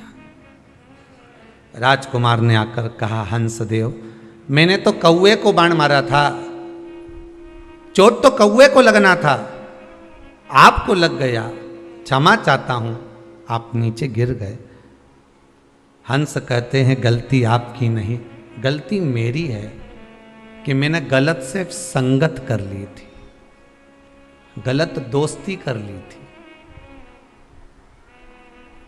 एक गलत संगत, मेरा मित्र बन गया था कौआ, और उस कौए की संगत में जब मैं आ गया था, तो कौए की संगत में आने का कारण ये हुआ कि जो बेकार काम करने वाला होता है, जो बेकार कर्म करने वाला होता है, वो बेकार काम करके तो भाग जाता है, पर अच्छा व्यक्ति धरा जाता है। बेकार काम करने वाला मन टिकेगा नहीं।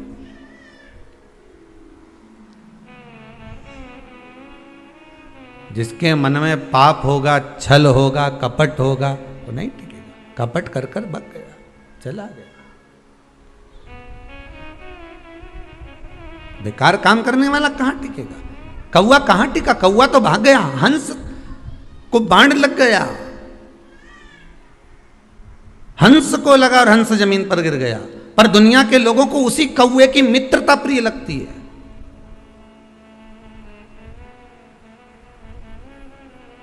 दुनिया के लोगों को वही कौआ प्रिय लगता है। हो इसकी मित्रता श्रेष्ठ है, पर नहीं। अजामिल की कथा कर रही है, मैंने मित्र का कहना गलत मान लिया और अपना मार्ग छोड़कर दूसरे मार्ग पर चले गया।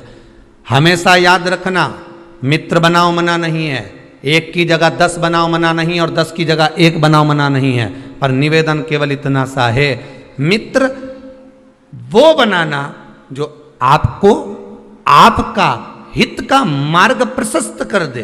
अहंकार अगर आपके जीवन में आए तो मित्र खड़ा होकर कह दे क्यों रे ताकड़ क्यों रहा है।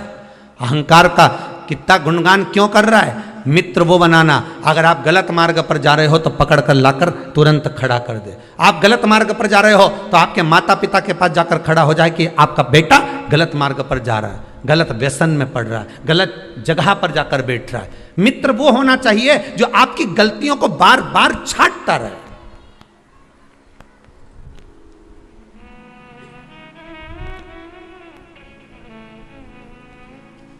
पुत्र क्यों बिगड़ता है? पुत्र बिगड़ने का कारण क्या है? बेटा अगर मदिरा का पान कर रहा है, बेटा अगर मांसाहार कर रहा है, व्यसन कर रहा है, बेटा अगर तंबाकू खा रहा है, कुछ गलत खा पी रहा है, तो उसमें किसी दूसरे का दोष नहीं है, दोष अपना है। दूसरे को दोष मत देना कभी भी, दोष तुम्हारा है। पहली बार गलत काम करके आया था, उसी दिन मां मुख पर 2 धर के देती, पूरे तन के कपड़े उतार देती, नग्न अवस्था में ले जाकर बाहर चौराहे पे खड़ा कर देती और वहीं रख रख कर मारती।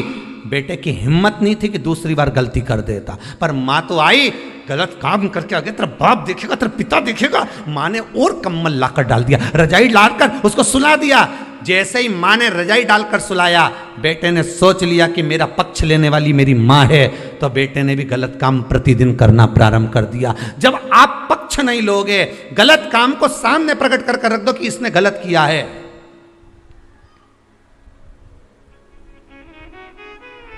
गलत काम को सामने लाकर रख दीजिए कि इसने गलत करा, इसने झूठ बोला, इसने प्रपंच करा, इसने छल करा, इसने ऐसा करा। आप सुधार सकते हो, मौका है आपको सुधारने का कि हाँ इसने गलत करा है तो अपन को सुधारना है। पर दुनिया के लोगों की आदत होती है कि उस पर रजाई डालने की, पर्दा डालने की, छुपाने की, और छुपा लो, और छुपा, और छुपा, छुपाते छुपाते एक दिन ऐसा आता है कि उसको सुधारने वाला, संवारने वाला कोई नहीं मिल पाता, और एक दिन वो गटर में पड़ा हुआ ना जाने किस तरह से प्राणों को त्याग देता है कि मां को भी रोना पड़ता है, परिवार को भी रोना पड़ता है, मित्र भी रोते हैं। अच्छी जगह ले जाकर बिठाने का प्रयास करना। एक भंवरे ने गोबर के कीड़े को ले जाकर फूल पर बिठा दिया, फूल में से चला चला तो माला में पहुंच गया, माला में से चला चला तो भगवान के गले में पहुंच गया, गले में से निकला तो विसर्जन के लिए गंगा के जल में पहुंच गया। उस गोबर के कीड़े ने अपने मित्र भंवरे को धन्यवाद दिया कि तूने मुझे गोबर में से निकालकर गंगा के जल तक पहुंचा दिया। मित्रता वो होना चाहिए कि गलत संगत से निकालकर तुम्हें अच्छी संगत तक ले जाए। नहीं तो मालूम पड़े अच्छी संगत से ले जाकर, अरे कहाँ कथा में लगा रहता है, तुम्हारे पास और कोई काम नहीं है क्या? दिन भर 2 बजे से 5 बजे तक कथा, वो सियोर वाला महाराज भी फ्री ने, तुम भी फ्री।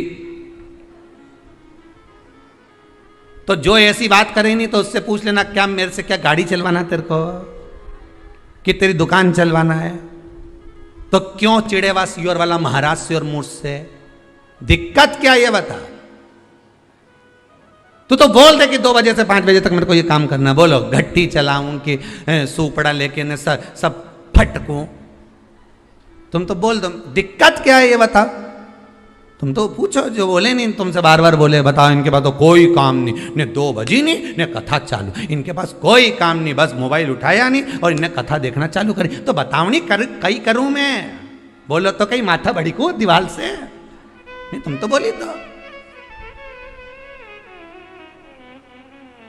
और कथा में नहीं लगूं, और अगर फालतू की बात करूं, होटला पे बैठ के ना 2-4 के साथ बैठी ना और फिर बात चालू कर दूं, तो यूं के बताओ बहू की बुराई कर रही होगी, दिन भर बाहर बैठी रहे, दिन भर पड़ोसन के साथ बैठी रहे, बताओ काय की अम्मा हमारी, दिन भर बुराई, दिन भर कोस है। तो इससे तो अच्छा है कि 2 बजे से 5 बजे तक कथा सुन, और 2 से 5 की कथा के चक्कर में पड़ोसन भी नहीं आए, उसको मालूम है कथा में बिठा देगी, 5 बजे तक चाय भी नहीं पिलाएगी, तो वो भी नहीं आया। उसने कहा, और 5 बजे के बाद उसके घर पे वैसे ही पूरा परिवार आ जाए तो वो निकलना पसंद नहीं करे। अभी भगवान ने कितनी अच्छी तुम्हारी दिनचर्या कर दी, सुबह से उठो, काम काज करो, 12-1 बजे तक बढ़िया काम काज करके, भोजन वोजन करके, बर्तन वर्तन सब धो धुआ के न ओंधा करके, और जैसे ही सोने का समय आए न 15-20 मिनट ने जो टिकिया, इतना में तो 2 बजे तुरंत गई, चाय बनाई, थोड़ी सी पी, 1:45 बजे, और चाय वहाँ पी के सबके दे दुआ के, और बढ़िया अपने बढ़िया प्रेम से जहाँ बैठती रोज सोफा पे, पलंग पे, जहां भी बैठे, गादी पे, चद्दर पे, जहां बैठे, मैं आराम से टिक टुका के बैठ के, और रिमोट लेके ने एसी चालू करे ने किसी के जैसे गोली मारी रही हो तुरा। और जो चालू करे फिर, और कथा चालू, और कथा चालू में भी वो देखती रहे, अभी तो मूछ वाला बाबा ही चल रहा है, तो फिर अभी जब तक के फिर घूम आऊँ तो एक बार घूम फिर के ना घर का उधर बाहर का दरवाजा मरवाजा लगा के फिर बैठी, और फिर जाके जब कथा चालू हुई तब ऐसा मन करे सो तो कथा चली 5 बजे तक चले, इसके बाद बाकी का काम करे। मन चित्त वृत्ति सब लग गई, ऐसी लगी कि अब छूटे नहीं महाराज। अब तो जो लगन लगी है एक बार उससे लग गई तो अब छूटना नहीं चाहिए साहब। अब तुम शंकर के हो गए, शंकर तुम्हारा हो गया, अब क्या सोचना, क्या विचार करना उसका।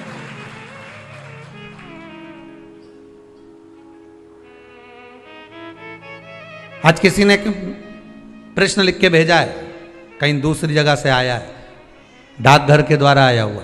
उसमें लिखा था गुरुजी से एक प्रश्न करना है, और घर के पते पर भेजा था। तो हमारी माता जी ने हमको दिया, कहीं भिलाई मिलाई के पास का है। तो उन्होंने लिखकर भेजा है, ये गुरुजी से ये पूछ के बता दो कि जब कोई मरता है तो मरे हुए व्यक्ति को, उस मुर्दे को लेकर जाते हैं, तो जितने लोग मुर्दे को उठाकर ले जाते हैं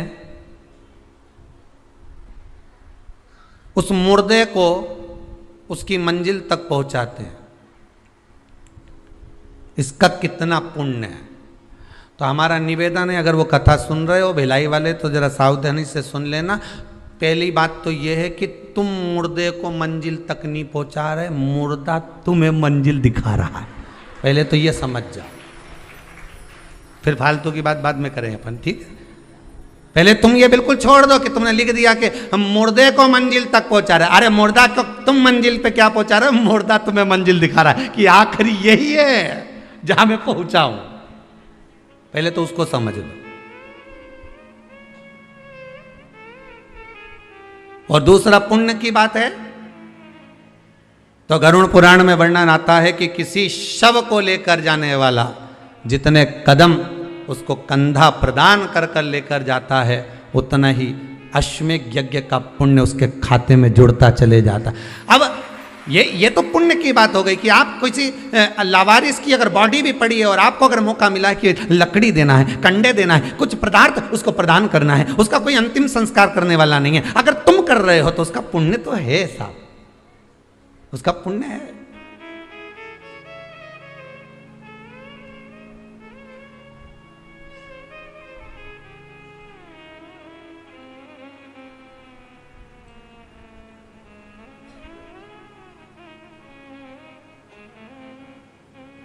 एक मेडिकल वाले के पास में एक फूल की दुकान थी, उज्जैन की घटना। गोला मंडी महेश्वरी धर्मशाला में कथा थी, लगभग 20-22 वर्ष पहले की बात होगी। एक फूल वाले के पास एक मेडिकल वाले की दुकान, और फिर पास में वहाँ पर कुछ बहुत सारे कपड़ों की दुकान थी, वहाँ गद्दे वद्दे रखे हुए थे बहुत सारे। जो उज्जैन वाले होंगे वो तो जानते होंगे, ठीक है। अब शाम का समय था, उस समय हम भी घूमने के लिए निकले हुए थे।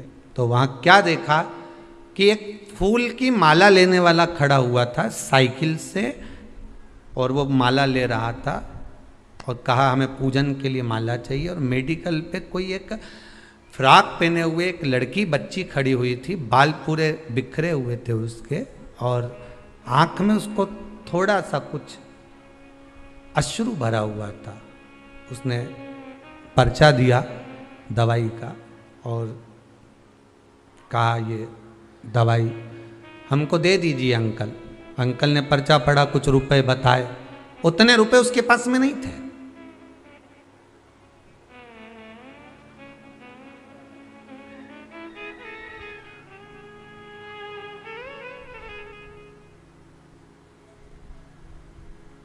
उतना रुपया उनके पास नहीं था।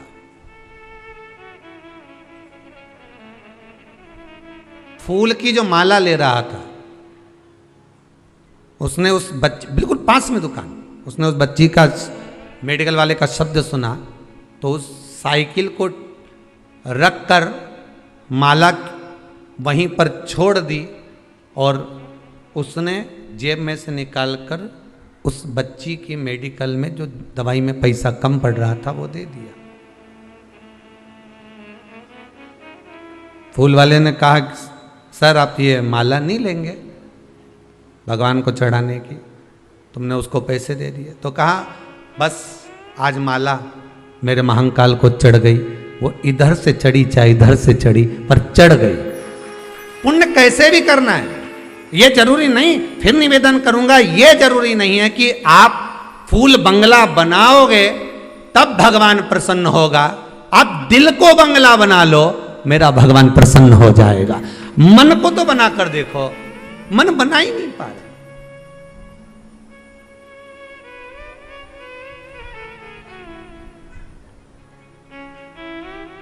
मन को बंगला नहीं बना पा रहे हो, 56 भोग भगवान को लगा रहे हो और मालूम पड़े 1 मिनट के लिए, 1 पल के लिए, घड़ी के लिए, क्षण के लिए आप भगवान को ना रिझा पा रहे तो वो बेकार। दिन भर व्रत करा, दिन भर उपास रहिए, कुछ नहीं खाया और मुख से अपशब्द कह दिया तो ऐसा व्रत किसी काम का नहीं। 2 क्षण उससे लगन तो लगा कर देखिए।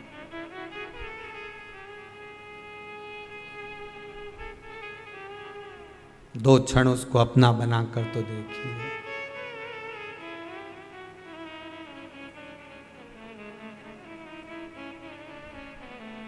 महाराज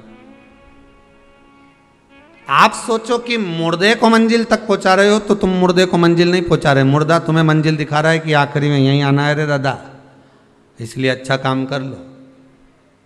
मैं भी आ गया, बहुत अकड़ता था, कल्ला ठट होके आया हूं। मुर्दा कह रहा, मुर्दे से सीखो तो सही कि कितनी सीख देता है वो मरा हुआ मुर्दा भी, वो गया हुआ जीव भी कितनी सीख दे रहा है कि कल्ला हो गया अकड़ के।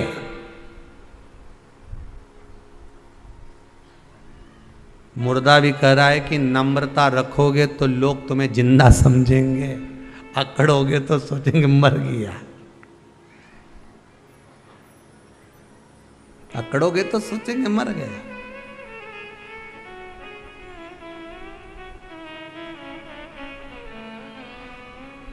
महाराज पुण्य बहुत है,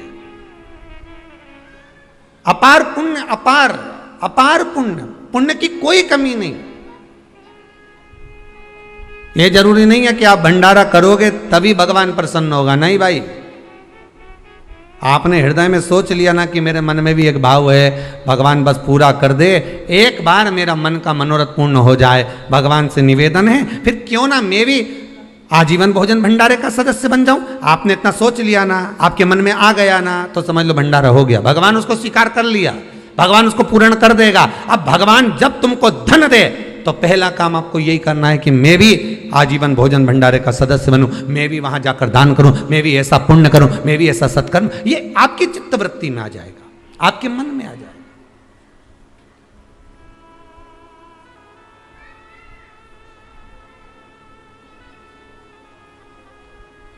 मन से दान होता है, मन से पुण्य होता है, मन से सत्कर्म होता है। मन से शिव नाम लिया है तो शंकर मिला है। अकाल मृत्यु वो मरे जो काम करे चंडाल का, काल उसका क्या बिगाड़े जो भक्त हो महाकाल का। अगर दिल से आप पुकारोगे शंकर को तो शंकर दूर नहीं, शंकर वैकुंठ में नहीं है, मेरे शिव ब्रह्मलोक में नहीं है, मेरे शंकर तो ये मृत्यु लोक में है, और यहीं की यहीं बाजू में। तुम बुला कर तो देखो, एक बार दिल से आवाज लगा कर देखो, भोला, तुरंत आके सामने खड़ा हो। पर दिल से पुकारोगे तब तो आएगा।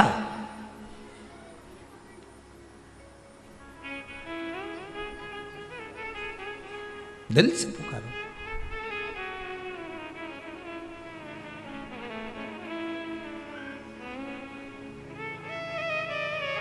भगवान की अविरल भक्ति, भगवान का अविरल नाम जब जप लिया तो जीवन की सार्थकता तो स्वतः बन जाती है।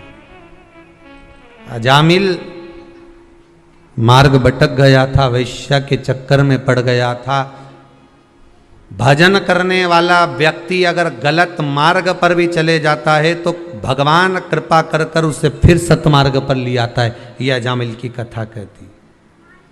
आपने जिंदगी में अगर शंकर की कथा को एक बार भी श्रवण करा है। एक कोई कोटा राजस्थान से एक माता जी आई हुई हैं, वो कह रही थी महाराज कि गुरुदेव मिलने आए सो तो कोरोना महामारी हो गई थी, कोरोना की बीमारी हो गई थी, पर मैंने भी भगवान से कह दिया था अगर सही हो गई, कितनी कथा बोली, 21 कथा श्रवण करूंगी। और कब से सुन रही होगी वो भी विचार करिए। 21 कथा श्रवण कर सो तो, और 22वीं कथा में बाबा ने मुझे यहां दर्शन करने बुला लिया। ये शिव की कृपा। वो बैठी भी होगी कहीं ना कहीं होगी। अच्छा वो पीछे है। हो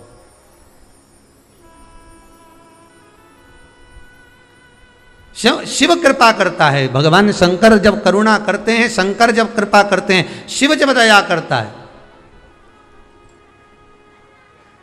शंकर जब करुणा करते हैं तब जाकर। कहाँ है जरा निकल बाहर, बस हाथ हिला दो वहीं से भले। कहाँ है आप भी? हाँ ठीक ठीक है। कहाँ से हैं? हिंडोन करौली के पास से हैं। अच्छा अच्छा, हम समझे कोटा से। ठीक है, नमः शिवाय नमः शिवाय। शिव कृपा करता है, करुणा करता है तब होता है। उसकी कृपा बिना नहीं हो सकता। मार्ग से विभाजित था, भगवान फिर मार्ग पर लाकर छोड़ दिया। जब अजामिल की पत्नी गर्व से हुई, संतों को भेज दिया, जाओ उस मार्ग पर जाओ। भगवान कुछ संत आ गए, भूख लगी है, ब्राह्मण का घर बता दो। तो कि ब्राह्मण का तो घर हमारे गांव में है, पर उसने शादी वेश्या से करी है। तो संत बोले क्या हुआ?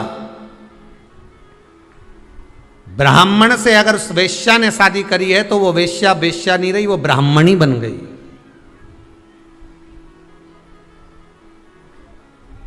हम उनके यहां जाएंगे, भोजन पाएंगे। निवेदन करा,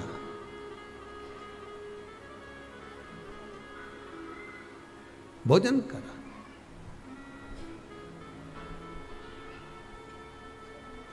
अब जब भोजन किया तब दरवाजे पर जब पहुंचे, आवाज लगाई हमें भोजन करना है। तो क्या महाराज आपको मालूम है मैंने वेश्या से शादी करी? भले करी हो, तुम्हारे यहाँ रह रही ना, ब्राह्मण के साथ रह रही ना, तो ब्राह्मणी तो हो गई ना विवाह करने के बाद। तो आप एक काम करो, भोजन बनवाइए। आप वेश्या के हाथ का भोजन कर लोगे? हाँ आप भोजन बनवा। उन्होंने भोजन बनवाया, पर एक निवेदन है, मेरे पास में देने के लिए दक्षिणा नहीं है।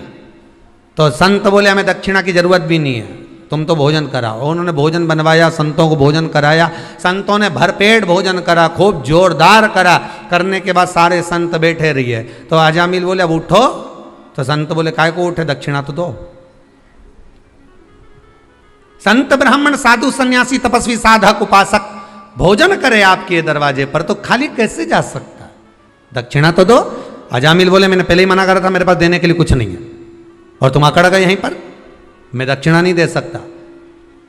दक्षिणा मत दो, पर हम जो मांग रहे हैं वो तो तुम मांगोगे, हमें मालूम है तुम कितना मांगोगे, हमारे पास कुछ नहीं।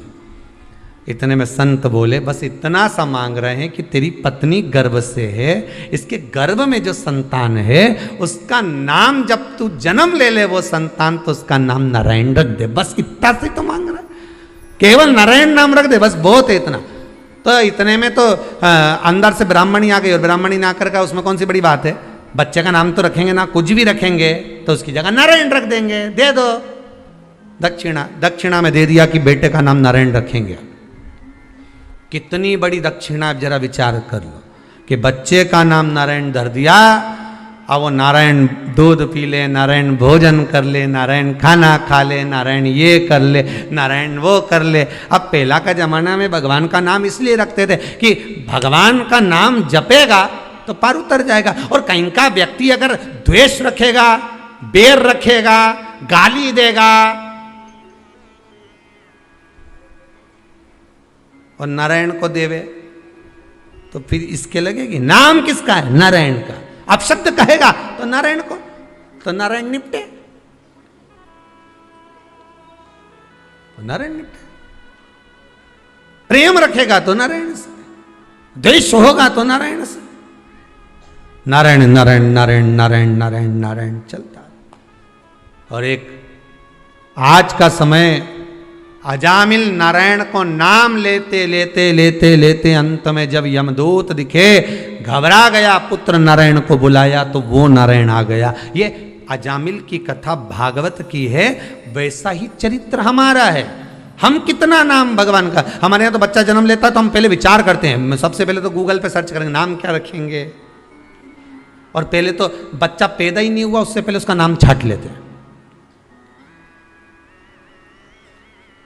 दो पति पत्नी आपस में चौराहे पर झगड़ रहे थे, बीच मार्ग पर, बीच रोड पे झगड़ रहे हैं। पति कह रहा है इसको डॉक्टर बनाऊंगा, पत्नी बोली इंजीनियर बनाऊंगी। दोनों झगड़ा कर रहे हैं, इतने झगड़ लिए कि आगे पीछे चल रहे हैं, आगे जाके फिर झगड़ लिए। वहीं से एक व्यक्ति निकल कर जा रहा था, उसने पूछा भैया झगड़ा किस बात का हो रहा है तुम्हारा, आधे घंटे हो गए झगड़ते झगड़ते, हुआ क्या? पति बोला बेटे को मुझे डॉक्टर बनाना है, पत्नी बोली मैं इंजीनियर बनाऊंगी। बोल दिया ना एक बार। तो इतने में जो व्यक्ति बीच में था उसने कहा एक काम करो, बेटे को बुला लो, उससे पूछ लो कि वो डॉक्टर बनेगा कि इंजीनियर बनेगा। इतने में पति पत्नी बोले अभी तो वो पैदा ही नहीं हुआ है, अभी तो माता के गर्भ में है, वो पैदा होगा तब हम पूछेंगे। वो आया ही नहीं और झगड़ा प्रारंभ।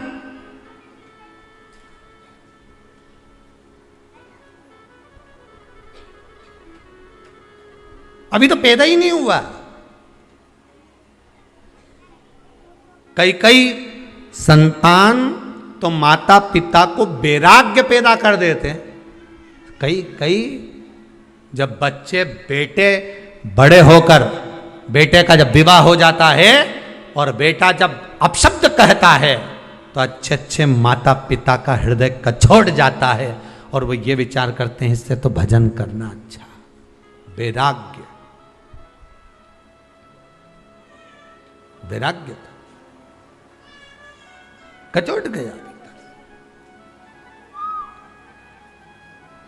संस्कार क्या दिया, मार्ग कैसे विभाजित हुआ, वो मार्ग कहां परिवर्तन हुआ, वो मार्ग कैसे परिवर्तित हो गया, वो मार्ग कैसे बदल गया, वो मार्ग कैसे चला गया।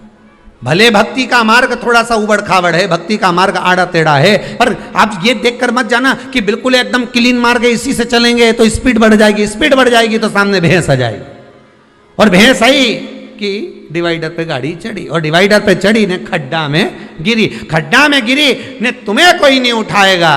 लोग क्या उठाएंगे अब अपने मुंह से बोल दो, ने लैपटॉप, ने मोबाइल, ने अंगूठी, ने चेन, ने बैग सब उठा कर ले जाएंगे, पर तुम्हें कोई नहीं उठाएगा। बस इतनी कथा को याद करना कि जब तुम गलत मार्ग पर चले जाओगे, गलत जगह पर चले जाओगे, गलत संगत में पड़ जाओगे तो कोई तुम्हें नहीं उठाएगा, सब तुमको और खड्डा में पटक कर चले जाएंगे। अच्छी कुछ चीजें होंगी तो ले जाएंगे, बाकी का पटक दिया। मेरा बेटा बेटियों से, नवयुवक बच्चों से, युवान बेटा बेटी से यही कहना है कि तुम मार्ग मत भटकना है। क्लीन रोड देखकर, हाईवे देखकर, अच्छी रोड देखकर गाड़ी को मत ले जाना। भले थोड़ा सा खड्डे की रोड होगी, थोड़ा देर पहुंचोगे, आराम से पहुंचोगे, इतनी जल्दी मत जाना कि किसी महाराज के चक्कर में पड़ जाओ और महाराज जी से जाकर कह दो महाराज जी ऐसी कोई विद्या बता दो कि तुरंत सोना मिल जाए, महाराज जी ऐसी कोई विद्या बता दो कि जिससे हमारा व्यापार चल जाए, महाराज जी ऐसी कोई विद्या बता दो जिससे हमको धन मिल जाए। और ऐसा महाराज कहीं का मिले तो वो तुम्हारी मर्जी, तुम जाओ और वहां जाकर कितना भी लुटाओ, हमें कोई मतलब नहीं। और सीहोर कुबेरेश्वर धाम पर कभी जीवन में, कभी, अभी तो लॉकडाउन चल रहा है, कभी आप आओ और आपकी चित्तवृत्ति में यह भरा हो कि हम यहाँ जाएंगे और हमको ये मिल जाएगा, या सीहोर वाला महाराज तुमको कोई भभूति दे देगा या कोई बांध दे हाथ में राखी, राखी नहीं, वो डोरा डोरी।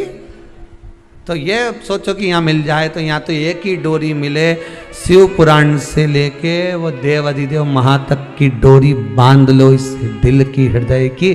हृदय में अगर शंकर आ गया तो फिर किसी चीज की कमी नहीं। तिजोरी अंदर आके बैठ जाए, जो चोर को कुबेर बना दे तो तुमको नहीं देगा। तुम तो जहां हो वहीं से भगवान का भजन इतना करो, शंकर का भजन इतना स्मरण करो, कि कहीं डोलना नहीं पड़े।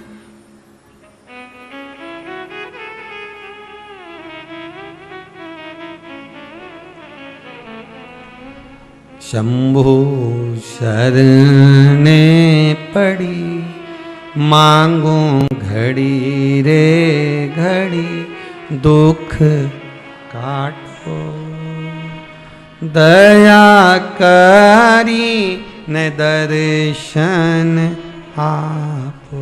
बाबा से आप निवेदन प्रतिदिन करो, रोज आप व्रत करें ना करें पर भगवान से निवेदन जरूर करें कि बाबा दुख आपको काटना है। मुझे लगता था कि मेरा दुख है, मुझे लगता था कि दुनिया के लोग मुझे तकलीफ दे रहे हैं, पर मुझे नहीं, तू मेरे दिल में बसता है, तकलीफ तुझे दे रहा है।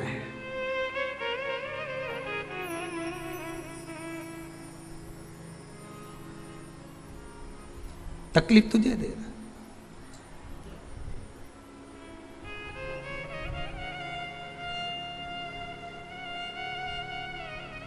बड़ा ओघड़ी, बड़ा दयालु, बड़ा सहज।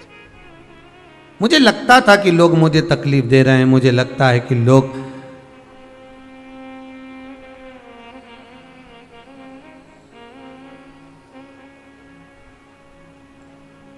मुझे कष्ट दे रहे हैं, पर कष्ट मेरा नहीं, कष्ट आपका है, मेरा नहीं। और एक बात बहुत अच्छी अपनी जिंदगी में उतार कर रखना, जब तक जीवित हो, जब तक जिंदा हो, तब तक दुनिया के लोग कोई तुमसे नहीं पूछेंगे कि जिंदगी में कोई तकलीफ हो तो बोलना हो, हम खड़े हैं, क्या दुख है बोलो। दुनिया के लोग कोई साथ नहीं देंगे, मरने के बाद जरूर घर पर आकर पूछ लेंगे कैसे मरा।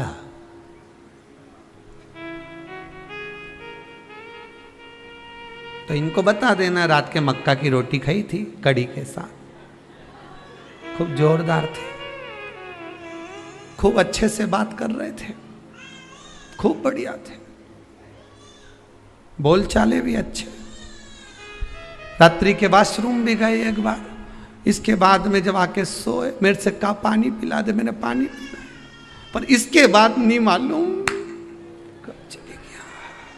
इसके बाद अब इनके बताया, दो चार और आ गए मोहल्ले के, वो तो दिन भर आए जाए, बोले सही है कि गलत है, हम मरने वाले क्या, कौन नहीं जाए। फिर आ गए दो चार, और दो चार आकर फिर बैठ गए, और बैठते से फिर पूछा, दो चार ने फिर आए और फिर पूछा क्यों, क्या हो क्या गया था एकदम, हम तो सुन के एकदम। अच्छा जो पास में बैठा हो नहीं वो पूछ ले क्या एकदम, नहीं कहीं नहीं है, हम तो एकदम बस। तो हुआ क्या था इनके, फिर उन्हें रात के मक्का की रोटी कड़ी के साथ खाई, अच्छे थे। रात के आवाज लगी, वॉशरूम गए, मुझे बोला एक गिलास मैंने पानी भी पिया, उसके बाद फिर रोने पड़े। अब ये गई, इसके बाद मालूम पड़े 15 मिनट बाद फिर कहीं का गया, फिर बैठ गए उसके पास में, बिचारी के पास। हम काका जी तो अभी दिखा था, हमने तो अभी 2 दिन पहले बढ़िया राम राम सीताराम हुई, फिर ने मालूम पड़ा काका जी हुआ क्या था, कहीं नहीं मक्का की। तो एक काम करो, नहीं है बार बार मुंडा से बोलने से अच्छा एक सीडी भरवा लो, जैसे पहले कथा की सीडी नहीं भराती थी। अरे बोला तो सही, पहले जब कथा होती थी ना, अभी तो कोरोना महामारी में कथा वथा कहीं बाहर हो ही नहीं रही, तो पहले जब कथा होती थी तो ऐसा ऑटो में गाड़ी में इतना बड़ा क्या लगाते, चिलम चोंगा क्या बोलते, हाँ जो भी बोले, इतना बड़ा लगा के और अंदर सीडी भर देते थे, श्रीमद् भागवत शिव पुराण राम कथा इतनी तारीख से इतनी तारीख तक, इतनी बजे से इतनी बजे तक, और वो सीडी चलती रहने, थोड़ी देर में फिर गाना चालू हो जाए, न गाना चालू ना फिर कथा चालू हो जाए, फिर गाना फिर कथा, और यही चलता रहना, गाड़ी वाला गाड़ी चलाता रहना, वो चलता। तो तुम भी एक काम करो, न एक सीडी प्लेयर ने बाजू में धर लो, न एक सीडी भरवा के रख लो, यही वाली बस, ये मक्का की रोटी ने ये और जैसे ही कहीं की आए और जैसे ही पूछे ने हमने तो गजब हो गया, कैसे गए, तो बटन दबा दिया चालू, ऐसे लगा।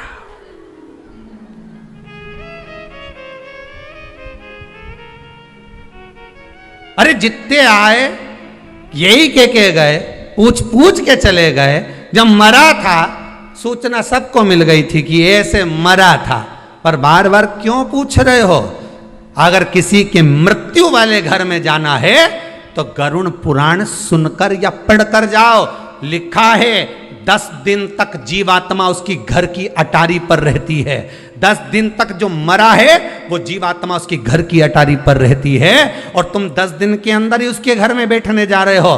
तो ये मत पूछो कि मरा कैसे, वहां जाकर थोड़ी देर बैठो और राम नाम कृष्ण नाम गाओ, जीवात्मा को भी मिलेगी और तुम्हें भी मिलेगी और वो तर जाएगी। और राम नहीं गाया, मक्का की रोटी खाए सुध गए, राम कहां गए?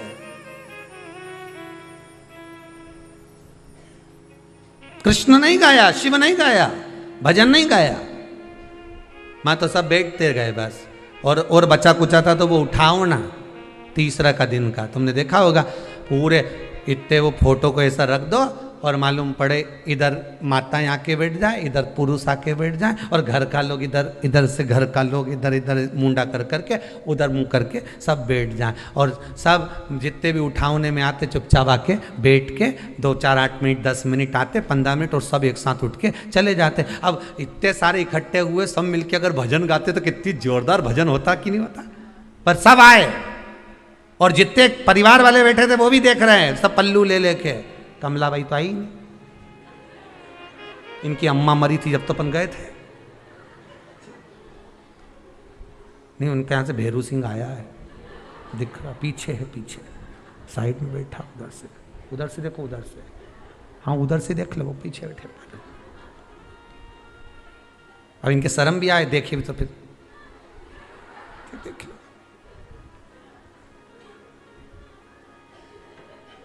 वो राम रतन भाई तो दिखी नहीं कि राम रतन भाई तो आई थी, बंद तो चली गई, जल्दी चली। अब अरे राम के हो, राम कृष्ण बोलो, शिव बोलो, भगवान का नाम बोलो। देख रहे हैं कौन कौन आया था, यहां पे भी अहंकार बड़ा हुआ है, कितने लोग आए, कितने गए। मुख में हो राम नाम, राम सेवा हाथ में, तू अकेला नाही प्यारे, राम तेरे साथ में। जिंदगी की बागडोर हाथ दीना नाथ के, जा महलों में रखे चाहे झोपड़े का वास दे। सीताराम सीताराम सीताराम कहिए, जाई विधि राखे राम ताई विधि। चित्तवृत्ति में भगवत भजन होना चाहिए, हर पल हर घड़ी हर क्षण। हम तो यहां तक कहते हैं कि शमशान में अगर मुर्दे को लेकर जा रहे हो और तुम राम नाम सत्य नहीं बोल पा रहे हो तो घट की जिह्वा से राम जपो और जाइए, घट की जिह्वा से जपिए, जाइए भजन करिए।